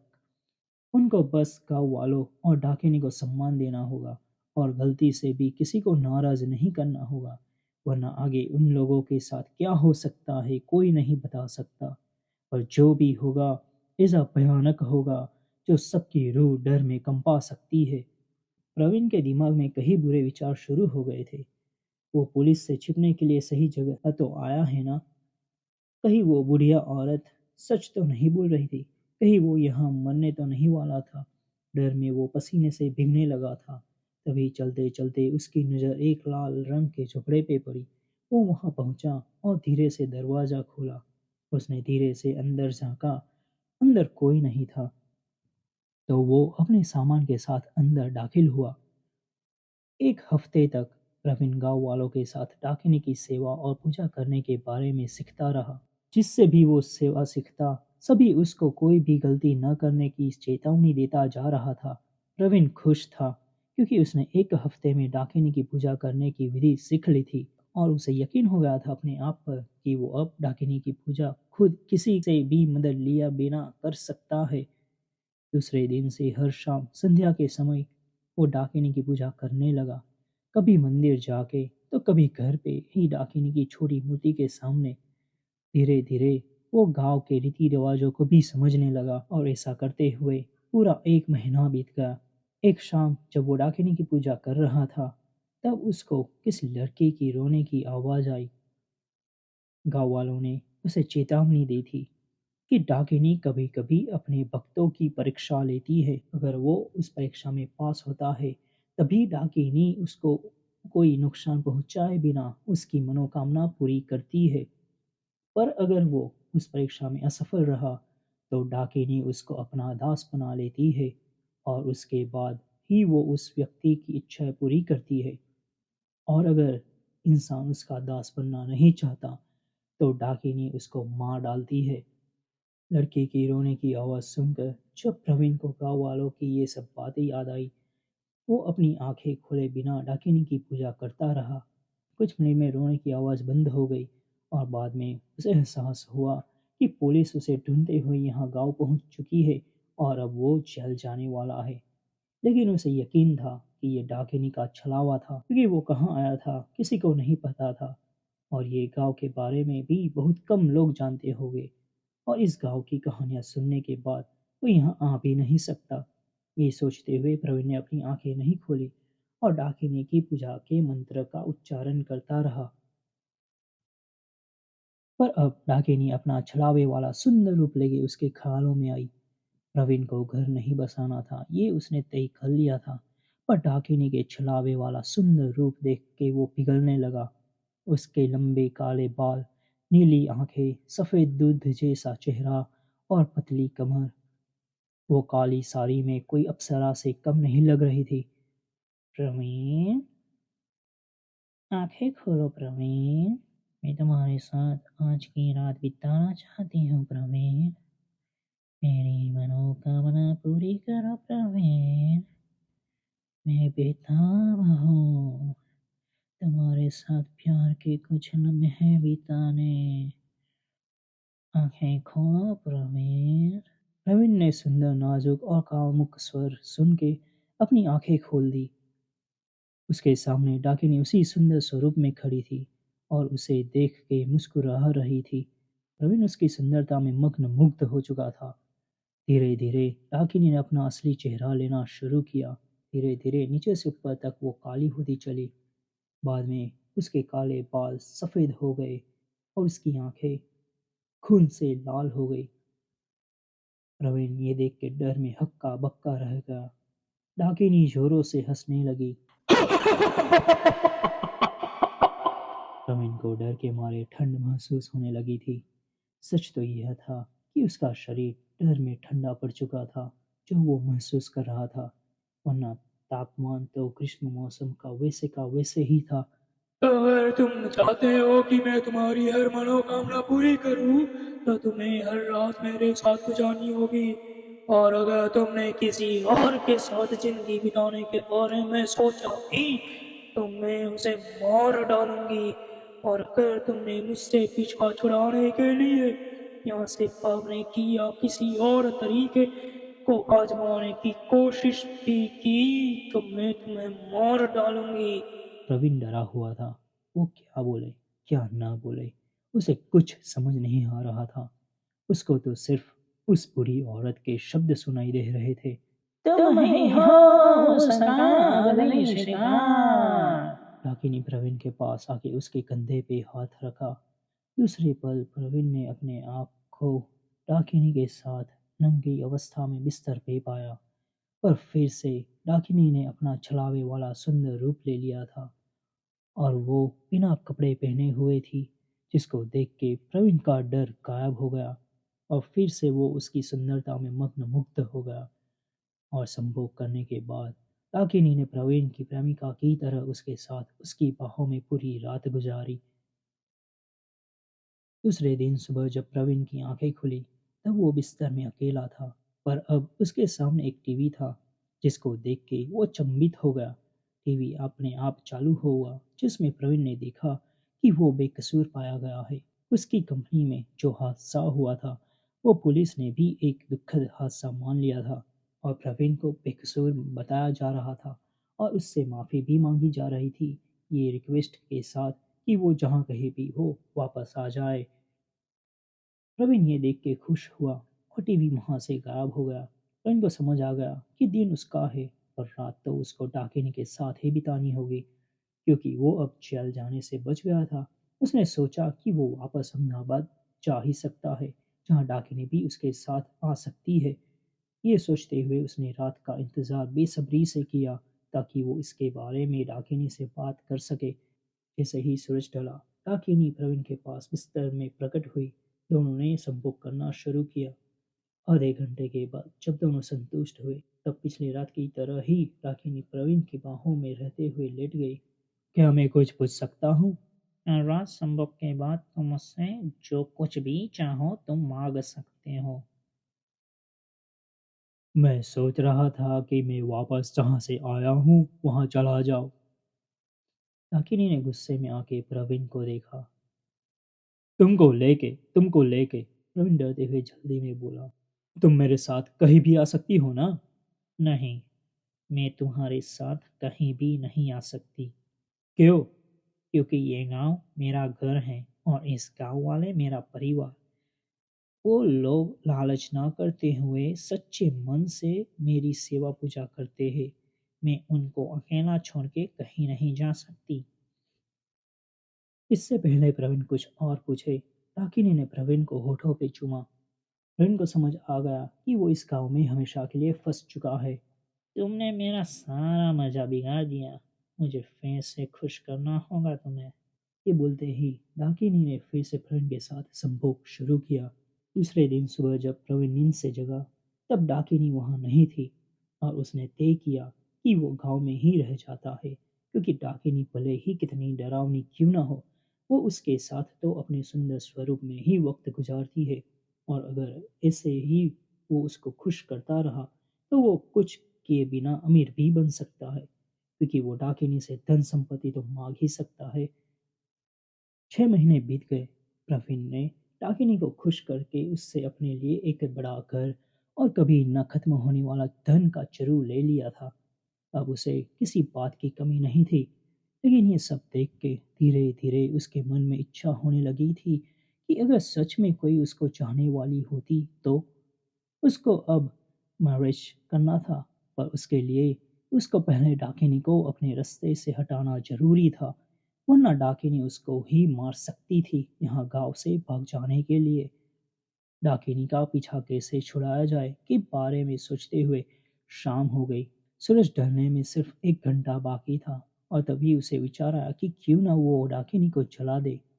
ये सोचते हुए उसने अपने बिस्तर पे थोड़ा केरोसिन डाल दिया, इतना कम कि डाकिनी को पता न चले कि बिस्तर पे कुछ गिरा हुआ है। बाकी का पूरा गैलन उसने बिस्तर की चारों ओर केरोसिन छिड़कते हुए खाली कर दिया और एक लाइटर उसने तकिए के नीचे छुपा दिया। सूरज ढलने में कुछ मिनट ही बाकी थे।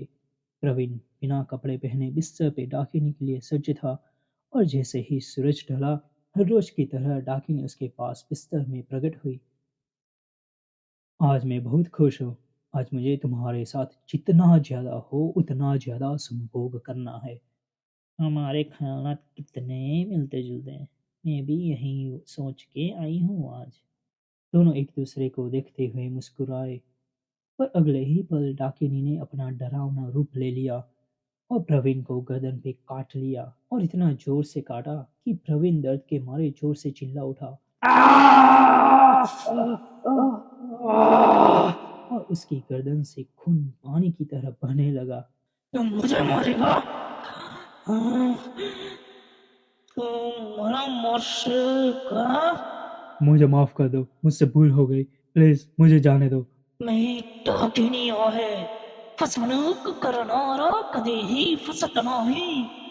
ये बोलते ही उसने अपनी बुरी नज़र केरोसिन पे डाली, और इसी के साथ सेकंड में कमरा और प्रवीण आग की लपटों में जल उठे, और उसी के साथ प्रवीण की दर्दनाक चीखें पूरे गांव में गूंज उठी।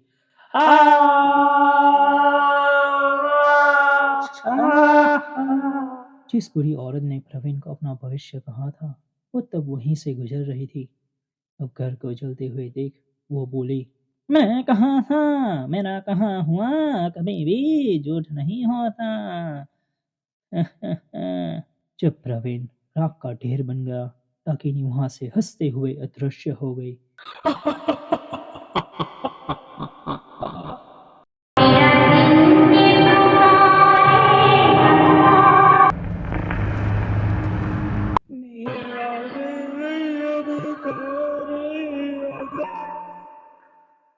Welcome to the 7th episode of the A Horror Podcast।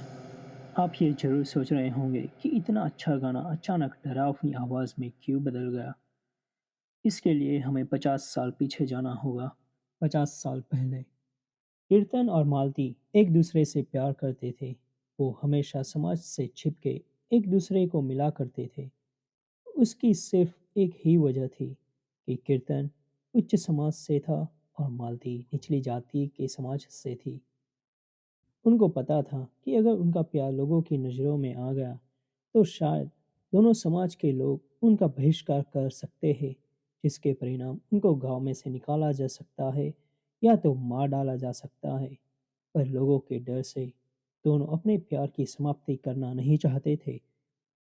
एक दिन वो तालाब के नज़दीक बैठे अपने भविष्य के बारे में बात कर रहे थे। तभी कीर्तन के पिता, जो गांव के सरपंच के अच्छे मित्र भी थे, वहां ऐसे ही टहलने के लिए पहुंचते हैं, और कीर्तन को मालती के साथ प्रेम रचता हुआ पाकर गुस्सा हो जाते हैं। वो उसके नज़दीक पहुंचते हैं और उसका नाम चिल्लाते हैं, कीर्तन। कीर्तन और मालती सबसे पहले डर में खड़े होते हुए एक दूसरे से थोड़ी दूरी बना लेते हैं। कीर्तन मुड़ के देखता है और बोलता है, पिताश्री, आप यहाँ? ये लड़की कौन है? कीर्तन चुप रहता है। मैंने पूछा, ये लड़की कौन है? हम एक दूसरे से प्यार करते हैं पिताश्री। इसे देखकर वे हमारे बराबरी की तो बिल्कुल भी नहीं लग रही। कौन है ये? कहाँ से है ये और क्या करते हैं इसके माता और पिता? मालती चुपचाप उनकी बातें सुनती रही और कहीं मन में उसे डर था कि सच सुनकर कीर्तन के पिताश्री उनके प्यार को अपनाएंगे या नहीं। ये मालती है, ये ये ये कीर्तन हिचकिचाते हुए बोला, ये क्या लगा रखा है तुमने? स्पष्ट रूप से बात करो। ये वो हमारे पीछे जो लकड़े बनाने वालों की बस्ती है वहां रहती है।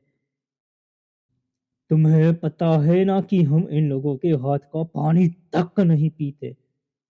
पर ये तो गलत है ना पिताश्री। अगर हम इनकी बनाई हुई चीजें उपयोग कर सकते हैं तो इन्हें हम अपना मान के इनसे रिश्ता क्यों नहीं रख सकते? इसी वजह से 2 दिन इसके साथ क्या रहा, हमारे दिए हुए सब संस्कार भूल के पिता से जुबान लड़ाता है, बेशरम। कीर्तन आगे कुछ बोले उससे पहले उन्होंने कीर्तन को जोर से थप्पड़ मार दिया। मैं इस तरह नहीं रह सकता पिताश्री। मैंने तय कर लिया है कि मैं शादी करूंगा तो सिर्फ मालती से। तू ऐसे नहीं मानेगा।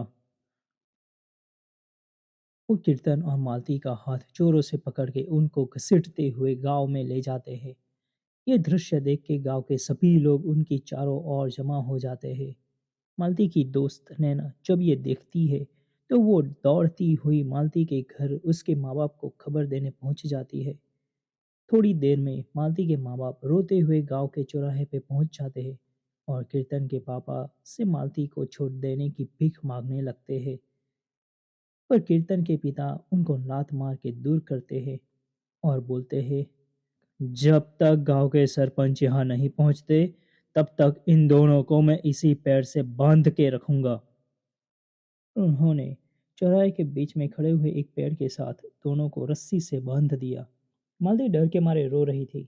वो कीर्तन के पापा से उन दोनों को छोड़ देने की विनती करना तो चाहती थी पर वो चुप रही क्योंकि उसको पता था कि वहां अब उन दोनों की कोई नहीं सुनेगा।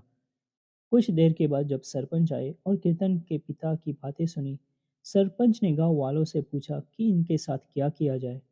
कई सारे लोगों ने तो कीर्तन और मालती पे पत्थर की बारिश शुरू कर दी।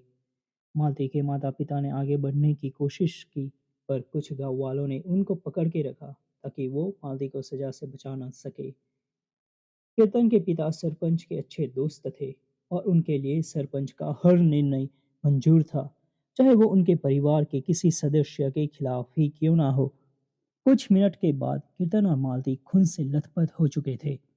सरपंच ने अपना हाथ उठाया और गांव वालों ने मालती और कीर्तन पर पत्थर फेंकना बंद कर दिया। गांव वालों को गुस्से में देख सरपंच बोले, क्या आप चाहते हैं कि हम इनको इस पेड़ के साथ जिंदा जला दें? हाँ, जला दो ताकि इनकी सजा होनी चाहिए। जरूरत ना करे। और इसी के साथ मशाल का प्रबंध करके एक आदमी पेड़ की ओर बढ़ा। जब वो सरपंच के नजदीक पहुंचा, उस आदमी ने मशाल सरपंच को दे दी। सरपंच ने मशाल से कीर्तन और मालती को पेड़ के साथ जला दिया। कुछ दिन बीते। लोगों को रात में उन दोनों के गानों की आवाज सुनाई देने लगी। मेरा दिल पुकारे आजा। और धीरे धीरे गांव के सभी लोग मरने लगे। सरपंच मौका देख के अपने परिवार के साथ गांव छोड़ के भाग गया। कीर्तन और मालती की आत्मा ने गांव के हर एक आदमी को मार के गांव को कब्रिस्तान बना दिया था। मालती ने अपने माँ बाप और नैना को गांव छोड़ के जाने के लिए चिता दिया था और जब वो दोनों अपना कहर बरसा रहे थे गांव पे, तब उन्होंने कीर्तन के पिता को भी जिंदा जला के मौत के घाट उतार दिया था। इस बात को 50 साल हो गए पर आज भी उन दोनों की आत्मा उसी गांव में अपना बदला लेने के लिए भटक रही है। आज भी वो दोनों सरपंच और उसके परिवार का लौटने का इंतजार कर रही है। आज भी गांव उनकी डरावनी आवाज से गूंज रहा है। मेरा दिल ये पुकारे, आजा आजा। सरपंच 101 साल का हो चुका था। उससे अब ना तो चला जा रहा था, ना तो कुछ काम किया जा रहा था। पिछले 20 साल से सरपंच की जिंदगी व्हीलचेयर पे चलती जा रही थी। एक दिन उसके बेटे प्रतीक ने तय किया कि वो वापस अपने पिता को लेके गांव जाएगा, ताकि उनकी गांव की जमीन और उनके घर पे कोई और अपना हक न जमा ले। प्रतीक ने गांव के मशहूर प्रेम की डरावनी कहानी तो सुनी थी, पर वो इस सब में नहीं मानता था और उसके पिता चल बसे उससे पहले उसे गांव जाकर घर और जमीन की जांच करनी थी और अपना नाम वहां पे लगा देना था, ताकि भविष्य में उस जायदाद का कोई और दावेदार खड़ा न हो जाए। एक शनिवार की शाम उसने अपने पिता, बीवी और 15 साल के बेटे के साथ गांव जाने के लिए सफर शुरू किया। इस बात को लेकर उसके पिता बहुत चिंतित थे, लेकिन वो जीवन के उस मोड़ पर पहुंच चुके थे जहां वो चाहते हुए भी कुछ कर नहीं सकते थे। 3 घंटे के बाद जब वो गांव पहुंचे, प्रतीक की बीवी मनीषा पीछे बैठे हुए विंडो से बाहर देखते हुए कहा, हमें इतनी रात को यहाँ नहीं आना चाहिए था। खड्डे वाले रास्ते पे यहाँ वहाँ दोनों और जंगल में नजर करते हुए गाड़ी चलाते हुए प्रतीक बोला, तुम चुप रहो, ये हमारा गांव है, कोई हमें यहाँ आने से नहीं रोक सकता। प्रतीक के पिता गुरुनाथ जी की आंखें डर में बड़ी हो गई थी। जैसे जैसे प्रतीक गाड़ी चलाता जा रहा था और वो गांव के अंदर जाते जा रहे थे, गुरुनाथ जी के पसीने छूटते जा रहे थे। जब प्रतीक ने उनके घर के सामने गाड़ी रोकी, उन लोगों को किसी के गाने की आवाज सुनाई दी और ये गाने की आवाज और कहीं से नहीं बल्कि उनके घर में से ही आ रही थी। ये आवाज सुन के गुरुनाथ जी ऐसे छटपटाने लगे जैसे वो कुछ बोलना चाहते हो या तो फिर प्रतीक को बताना चाहते हो कि यहाँ से उनको लौट जाना चाहिए। कब से प्रतीक का बेटा राम जो सो रहा था, वो ये डरावनी आवाज सुन के उठ गया और अपनी माँ की गोद में सिर रख के बोला, मुझे डर लग रहा है मम्मा। इसमें डरने की कोई बात नहीं है बेटा, मनीषा बोली। ये तो सिर्फ इतनी रात को कोई गाना गा रहा है। राम ठीक है बोल के अपनी माँ की गोद में सिर रखे लेटा रहा। सच तो ये था कि मनीषा भी ये डरावनी आवाज सुन के डरी हुई थी। इतनी रात को कौन गाना गा रहा है, वो भी हमारे घर में, मनीषा बोली। प्रतीक बिना कुछ बोले गाड़ी बंद करके गाड़ी से उतर गया। अब किसी को किसी के भी गाने की आवाज सुनाई नहीं दे रही थी। तुम यहाँ ग्रांडपा के साथ रहो, मैं अभी आई। मनीषा गाड़ी से उतर के प्रतीक के पीछे पीछे घर के अंदर चली गई। जब प्रतीक और मनीषा घर के अंदर यहाँ वहाँ देख रहे थे, तब कीर्तन का भूत गाड़ी में गुरुनाथ जी के पास आके ड्राइवर सीट पे बैठ गया और गुरुनाथ जी को घूरने लगा। कीर्तन का डरावना खून से लथपथ चेहरा देख राम चिल्लाने ही वाला था, पर उससे पहले मालती अचानक से उसकी बगल में प्रकट हुई और उसका मुंह जोर से दबा दिया। गुरुनाथ जी पसीने से लथपथ हो चुके थे। वो डर में छटपटाने लगे थे वहां से भागने के लिए, पर वो लाचार थे। देख पीछे तेरा पोता तड़प तड़प के मर रहा है। गुरुनाथ जी ने आंख के कोने से देखा कि राम मालती की मजबूत पकड़ से अपने आप को छुड़ाने की कोशिश कर रहा था, पर मालती जोरों से राम का मुंह दबाती जा रही थी, जिससे राम का दम धीरे धीरे घुटता जा रहा था। पहले कीर्तन का डरावना चेहरा और अब मालती का खून से लथपथ डरावना चेहरा देख के गुरुनाथ जी डर गए थे, पर राम को तड़पता हुए देख गुरुनाथ जी की आंखों से अब आंसू भी निकलने लगे। देखा कैसा लगता है जब तुम अपने किसी चाहने वालों को खो देते हो। कीर्तन बोला। देख कैसे मर रहा है तेरा पोता। कीर्तन ने बोलना बंद ही किया और राम ने अपनी सांसें हमेशा के लिए रोक दी। गुरुनाथ जी जोरों से रोना चाहते थे, चिल्ला के प्रतीक और मनीषा को बुलाना चाहते थे, पर वो असहाय थे। अभी तो बहुत रोना है तुम्हें। अभी तो तुम्हें इस घर के साथ अपने बेटे और बहू को जिंदा जलते हुआ देखना है। गुरुनाथ जी के चेहरे पे डर और लाचारी साफ दिखाई दे रही थी और आंसू तो अब उनकी आंखों से नदी के पानी की तरह बहना शुरू हो गए थे। गुरुनाथ जी की नज़र अभी भी उनके मरे हुए पोते पे थी। उन्होंने जानबूझकर अपनी नज़र घर की ओर नहीं की थी, क्योंकि उनको पता था कि वो अपने बेटे और बहू की मौत नहीं देख सकेंगे। कीर्तन ने घर की ओर नज़र करके चुटकी बजाई और उसी के साथ घर आग की लपटों में जल उठा। सिर्फ कुछ सेकंड और गुरुनाथ जी को अपने बेटे और बहू की दर्दनाक चीखें सुनाई दी।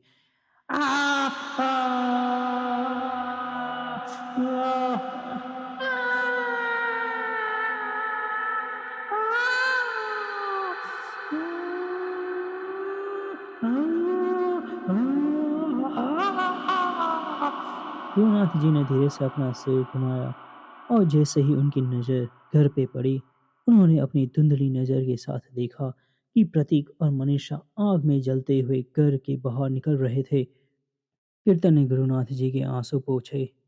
अब साफ दिखाई दे रहा है तुम्हें? कीर्तन बोला। कैसा लग रहा है नज़ारा? गुरुनाथ जी ये नज़ारा देख के इतना डर गए थे कि मानो उनका हृदय कभी भी धड़कना बंद हो सकता था। घर की दहलीज पे मनीषा ने तो अपना दम तोड़ दिया था। प्रतीक आग में जलते हुए जैसे ही गाड़ी तक पहुंचा, उसने भी अपना दम तोड़ दिया। गाड़ी के बानेट पर प्रतीक की जली हुई लाश देख गुरुनाथ जी को दिल का दौरा पड़ा। ये देख के कीर्तन और मालती बहुत खुश हुए। जैसे ही गुरुनाथ जी ने अपना दम तोड़ा, कीर्तन और मालती एक दूसरे को प्यार की नज़रों से देखने लगे। दोनों ने एक दूसरे का हाथ थामा और धीरे धीरे वो हवा में ऊपर उठने लगे। एक दूसरे की नज़र में खोए हुए आसमान के बीचों बीच हवा में रहते हुए कीर्तन बोला। मिलते हैं अगले जन्म, फिर से एक बार आशिकी करने। उसके जवाब में मालती बोली। फिर से एक बार इश्क की हरहदें पार करने। हमारा इश्क है जन्मों का बंधन। तो फिर से एक बार हो ही जाए। पागलपन से भरी कभी न रुकने वाली हमारी ये आशिकी। इसी के साथ वो हवा में कहीं गायब हो गए। अपनी मौत का बदला लेने के बाद उनको इस दुनिया से मोक्ष तो मिल गया था और वो दोनों खुश थे, क्योंकि वो जल्द ही वापस लौटने वाले थे अपने अधूरे प्रेम की कहानी पूरी करने। हेलो दोस्तों, आपका डर के 8वें एपिसोड में स्वागत है। डर a horror podcast season 1 episode 8 पुरानी हवेली। 3 दोस्त रमेश, सुरेश और पंकज तो कॉलेज ग्रेजुएट हुए 1 वीक हो गया था। ग्रेजुएशन से पहले से वो लोग कहीं जाने का प्लान बना रहे थे, लेकिन उनको कोई अच्छी जगह मिल नहीं रही थी। पिछली रात ही उन तीनों ने इंटरनेट पे फिर से कुछ जगह ढूंढने की कोशिश की जहां उन लोगों को मज़ा आए, पर सभी जगह एक जैसी ही लग रही थी। उनको घूमने के लिए या तो फिर म्यूज़ियम, क्लब्स या रेस्टोरेंट्स के सजेशंस आते रहते थे, या तो कुछ ऐसी जगह जो उन लोगों ने ऑलरेडी एक्सप्लोर कर ली थी। सुबह जब सुरेश की नींद से आंखें खुली, तब उसको याद आया कि उसके नाना के गांव में एक पुरानी हवेली है जहां वो घूमने जा सकते हैं। उसने तुरंत रमेश और पंकज को एक कॉन्फ्रेंस कॉल किया। फ़ोन की रिंगटोन सुन के रमेश नींद से जाग गया और फ़ोन आंसर करते हुए बोला, यार इतनी सुबह क्यों फ़ोन किया तुमने सुरेश? 1 मिनट रुक जा, पंकज को आने दे लाइन पे, रमेश बोला। पंकज हर रोज की तरह सुबह वर्कआउट करने के लिए जिम में पहुंच गया था। जैसे ही उसका बेंच प्रेस का सेट खत्म हुआ, उसने रमेश का फ़ोन आंसर किया। क्या हुआ? आज इतनी जल्दी उठ गए तुम दोनों? घूमने के लिए कोई अच्छी जगह मिली कि नहीं? मैंने इसीलिए फ़ोन किया है, सुरेश बोला। मेरे नाना के गांव में एक पुरानी हवेली है और मज़े की बात तो यह है कि वो हॉन्टेड है। भूतिया हवेली। हाँ, हॉन्टेड हवेली। वहाँ गांव घूमने में और वो हवेली एक्सप्लोर करने में बहुत मज़ा आएगा। पंकज ने अपना और एक बेंच प्रेस का सेट ख़त्म किया और बोला, मैं तैयार हूँ वहाँ आने। सच्ची में बोलूँ तो मेरी फट रही है यार। तू तो हॉरर फैन है, तेरी क्यों फट रही है? वही तो, तू कब से भूतों से डरने लगा? नहीं, ऐसी बात नहीं है। जब मैं हॉरर मूवी देखता हूँ तो मुझे पता होता है कि ये सिर्फ 2-3 घंटे का मनोरंजन है और जो कैरेक्टर्स होते हैं उसमें वो किसी एक्टर्स ने प्ले किए हैं, पर रियल हॉन्टेड प्लेसेस पे जाना मुझे सही नहीं लग रहा। कुछ नहीं होगा हमें, आज शाम को निकलते हैं, मजा आएगा। पंकज सही बोल रहा है रमेश। आज शाम निकलते हैं, रात को हम वहाँ पहुँच भी जाएंगे। सिर्फ 4 या 5 घंटे का रास्ता है। रमेश का मन जाने के लिए मानना नहीं चाहता था, पर क्योंकि सुरेश और पंकज वहाँ जाने के लिए उत्सुक थे और दोनों ने वहाँ जाने का मन बना लिया था, रमेश भी उनके साथ जाने के लिए तैयार हो गया। ठीक है, चलो चलते हैं। शाम को 6 बजे निकले। सही है, 6 बजे निकलते हैं। परफेक्ट। तीनों ने एक के बाद एक अपने फ़ोन काट दिए। रात के 3 बजे सुरेश, रमेश और पंकज सुरेश के गांव पहुंच चुके थे। सुरेश ने अपने पेरेंट्स से उनके गांव के घर की चाबी ले ली थी, ताकि वो गांव में बिना कोई दिक्कत जितने दिन रहना चाहे उतने दिन रह सके। सुरेश के माता पिता के गांव का घर भी अच्छा और बड़ा था। जैसे ही सुरेश ने घर के सामने गाड़ी रोकी, पंकज बोला, क्या बात है सुरेश, यहाँ पे भी बड़ा अच्छा घर है तुम्हारा। और ये मेरा घर नहीं है, मेरे डैड के नाम पे है ये घर। तो तुम्हारा ही हुआ ना लल्लू, उनके बाद तो तुम्हें ही मिलने वाला है ना। ये सब बातें छोड़ो और अंदर चलो, मुझे बड़ी भूख लगी है। सुरेश मुस्कुराते हुए बोला, मुझे भी। तीनों ने गाड़ी में से निकलने के बाद गाड़ी की डिक्की में से अपना सामान लिया और सुरेश के पीछे पीछे रमेश और पंकज घर के अंदर दाखिल हुए। घर में दाखिल होते ही जैसे सुरेश ने लाइट्स चालू की, घर की चमक देख के पंकज और रमेश दंग रह गए थे। आप लोग तो शहर में रहते हो, तो ये घर इतना क्लीन कैसे है। मॉम डैड हर महीने यहाँ एक बार आके किसी से पूरा घर क्लीन करवाते हैं। वाह, सही है। तीनों अपना सामान यहाँ रख के किचन में दाखिल होते हैं और चाय और नाश्ते की तैयारी शुरू करते हैं। करीब 1 घंटे में गप्पे शप्पे लड़ाते हुए वो अपनी पेट पूजा समाप्त करके आराम करने लिविंग रूम में ही लेट जाते हैं। रमेश सोफा पे और सुरेश और पंकज नीचे जमीन पर। कुछ मिनट के बाद लेटे हुए सुरेश बोलता है, गाइस, अगर हम अभी जाए तो? कहाँ? जाहिर सी बात है, पुरानी हवेली। सही है। चलते हैं। नहीं, नहीं, अभी नहीं, कल सुबह जाते हैं। रात को भूतिया जगह पे घूमने का मजा आता है, अभी चलते हैं। ये बोलते हुए सुरेश खड़ा हो जाता है और उसके बाद पंकज ये बोलते हुए, चलो चलते हैं। यार, तुम लोग ना मुझे एक दिन मरवा दोगे। कुछ नहीं होने देंगे हम तुम्हें। चलो, इतना फट्टू मत बनो। वही तो, इतने सालों से हम दोस्त हैं, आज तक हमने तुम्हें कुछ होने दिया है। ठीक है, अब इमोशनल अत्याचार मत शुरू करना। तो फिर चल हमारे साथ अभी। बे यार, रमेश ये बोलते हुए खड़ा हुआ। चलो साले कमीनों, वो तो हम है ही, पर तुम्हें हम छोड़ेंगे नहीं। पंकज और सुरेश हंसने लगे। और अगर वहां पे भूत आ गया ना, तो मैं तुम लोगों को सच्ची में वहीं पे छोड़ के भाग जाऊंगा वहां से। इतनी आसानी से तुम हमसे पीछा छुड़ा नहीं पाओगे मेरे दोस्त। वो तो सही है, साथ जिए हैं तो साथ मरेंगे भी। मरने की बात क्यों कर रहे हो यार? पंकज और सुरेश हंसने लगे। सुरेश ने रमेश के कंधे पे हाथ रखा और हंसते हुए बोला, कोई बात नहीं, हम तीनों वहां से जिंदा लौटेंगे। अब ठीक है? हाँ, अब ठीक है। जब वो घर के बाहर निकलते हैं, पंकज पूछता है, कितनी दूर है हवेली यहाँ से। सिर्फ 10-15 मिनट में पहुंच जाएंगे, यहाँ पीछे ही है। चल के या गाड़ी में? नहीं, चलते हुए जाते हैं, मजा आएगा। सही है, तब तक तुम हमें यहाँ की कहानियाँ भी सुना दो, ताकि हमें पता चले कितनी भयानक जगह पे हम तीन दोस्त पहली बार जाने वाले हैं। रमेश चुपचाप उन दोनों की बातें सुनते हुए चलता जा रहा था।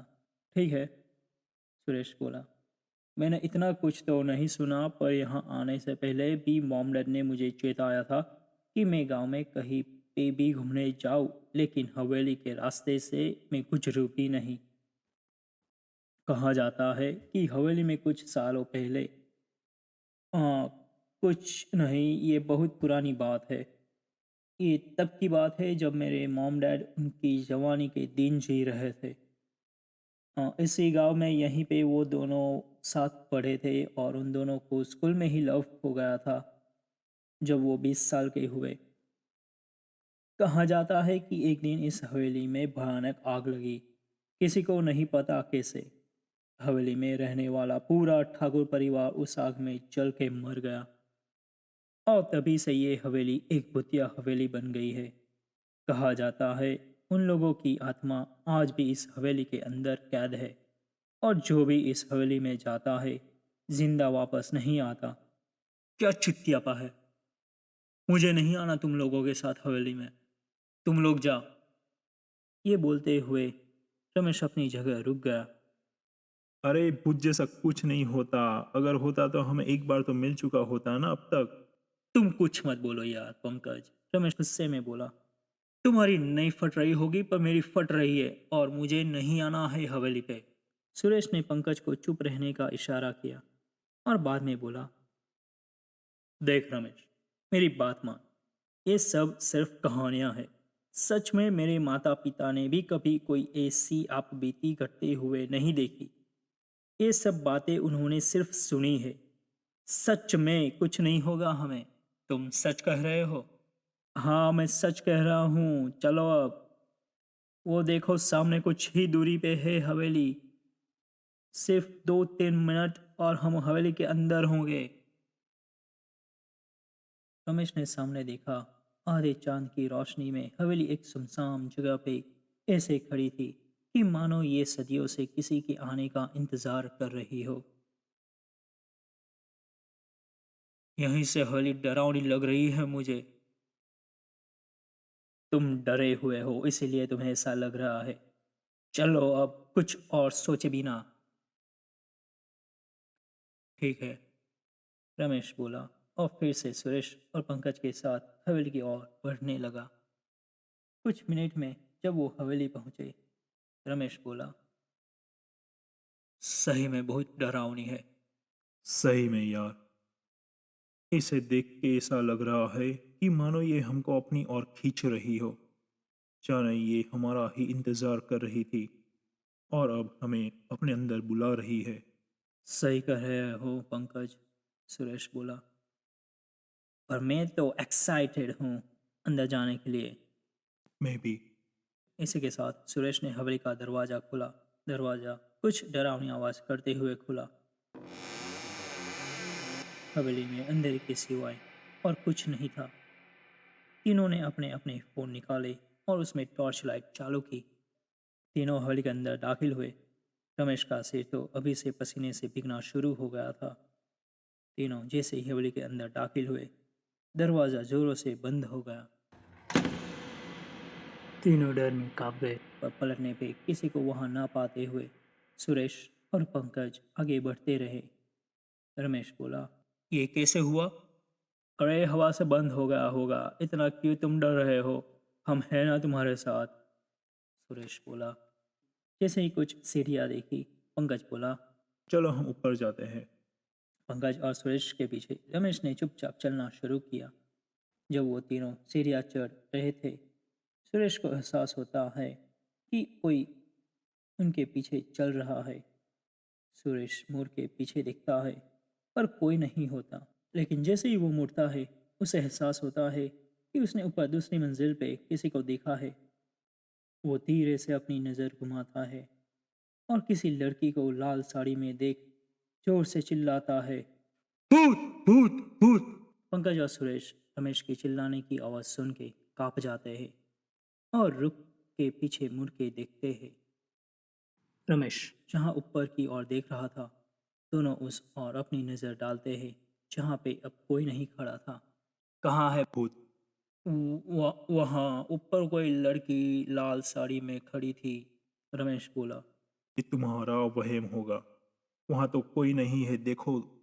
नहीं, सच्ची में मैंने उसे देखा था। तुम पहले से ही डरे हुए हो, सुरेश बोला। तो हो सकता है तुम्हें डर के मारे कुछ वहम हो गया हो। वहाँ कोई नहीं है, चलो। नहीं, मुझे नहीं आना, रमेश बोला।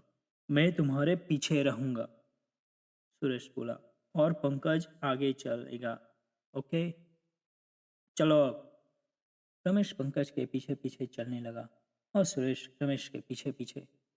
जब तीनों दूसरी मंजिल पर पहुंचे, उनको कुछ आवाजें सुनाई दी।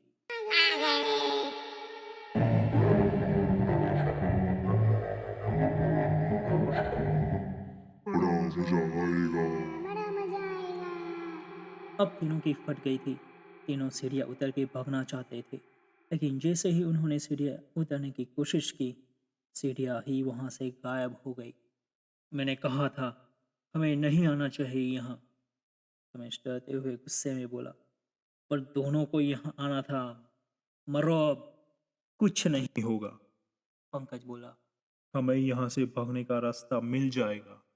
हाँ, पंकज सही कह रहा है, बस हम तीनों को साथ रहना होगा, सुरेश बोला। तभी उनको हंसी की आवाज सुनाई दी, जिससे पूरा महल गूंज गया। बाद में उनको किसी की बातें सुनाई दी। सुना तुमने ये लोग क्या कह रहे हैं? सुना मैंने, ये लोग यहाँ से कैसे भाग सकते हैं जब इन्हें यहाँ से भागने का कोई रास्ता ही नहीं मिलेगा। तीनों डर में कांप रहे थे। ऐसा लग रहा था मानो तीनों को अपने मौत के दर्शन हो गए हो। तीनों ने मान लिया था कि वो अब मरने वाले हैं। वो भागने के बारे में कुछ सोच पाए उससे पहले तीनों भूतों के बीच घिर गए।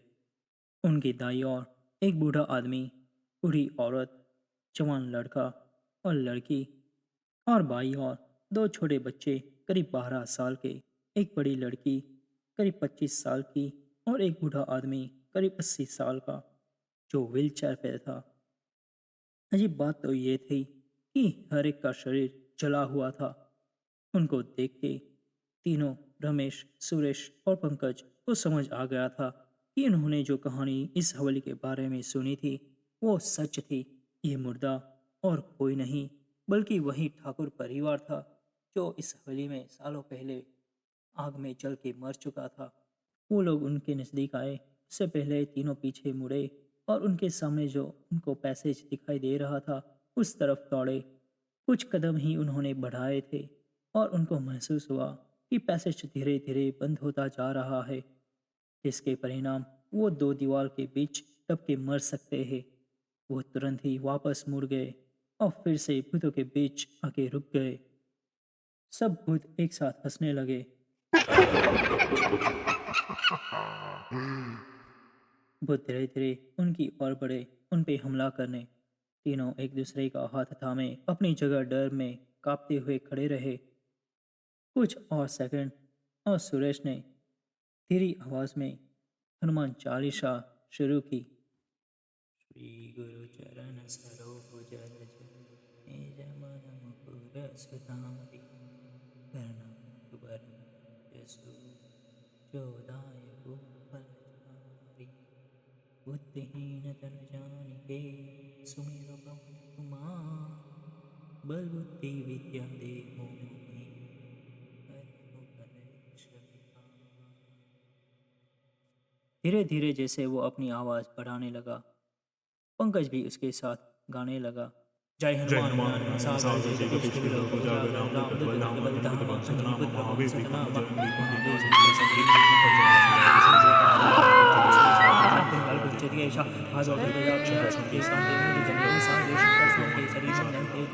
जगवर्धन विद्यावान सूक्ष्म रूप से सही दिखावा विकट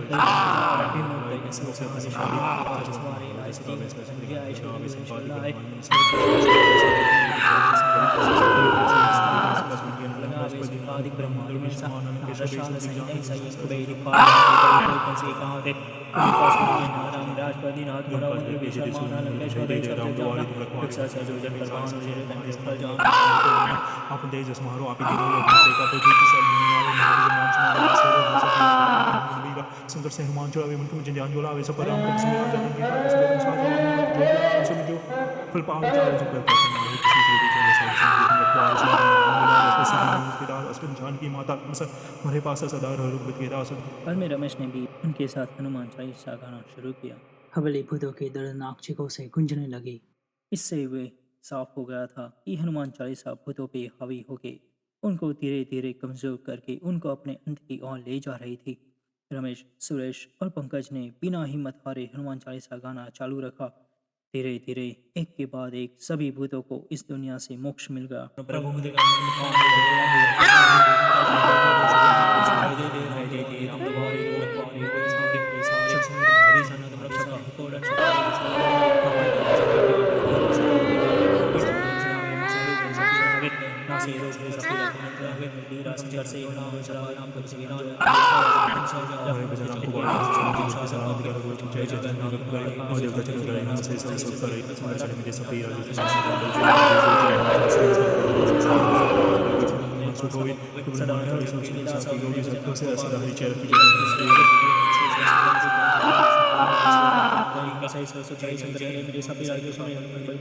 जय जय जय हनुमान गोसाई कृपा कर गुरुदेव की नाम जैसे बाप बात कर कोई चलो नहीं सांस कोई जो बना मान चालीसा मेरे साथी गौरी साथी सीधा सदा विजय की देगा।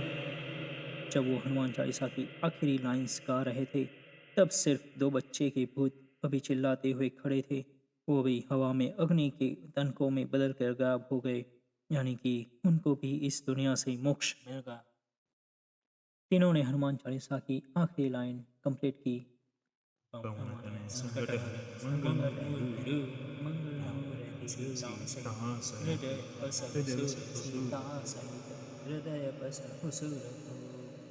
और तीनों रोते हुए एक दूसरे से गले मिल गए। एक दूसरे के आलिंगन में सुरक्षित पाके तीनों के दिल को इतना सुकून मिला कि मानो जाने उनको इस दुनिया का सारा सुख मिल गया हो।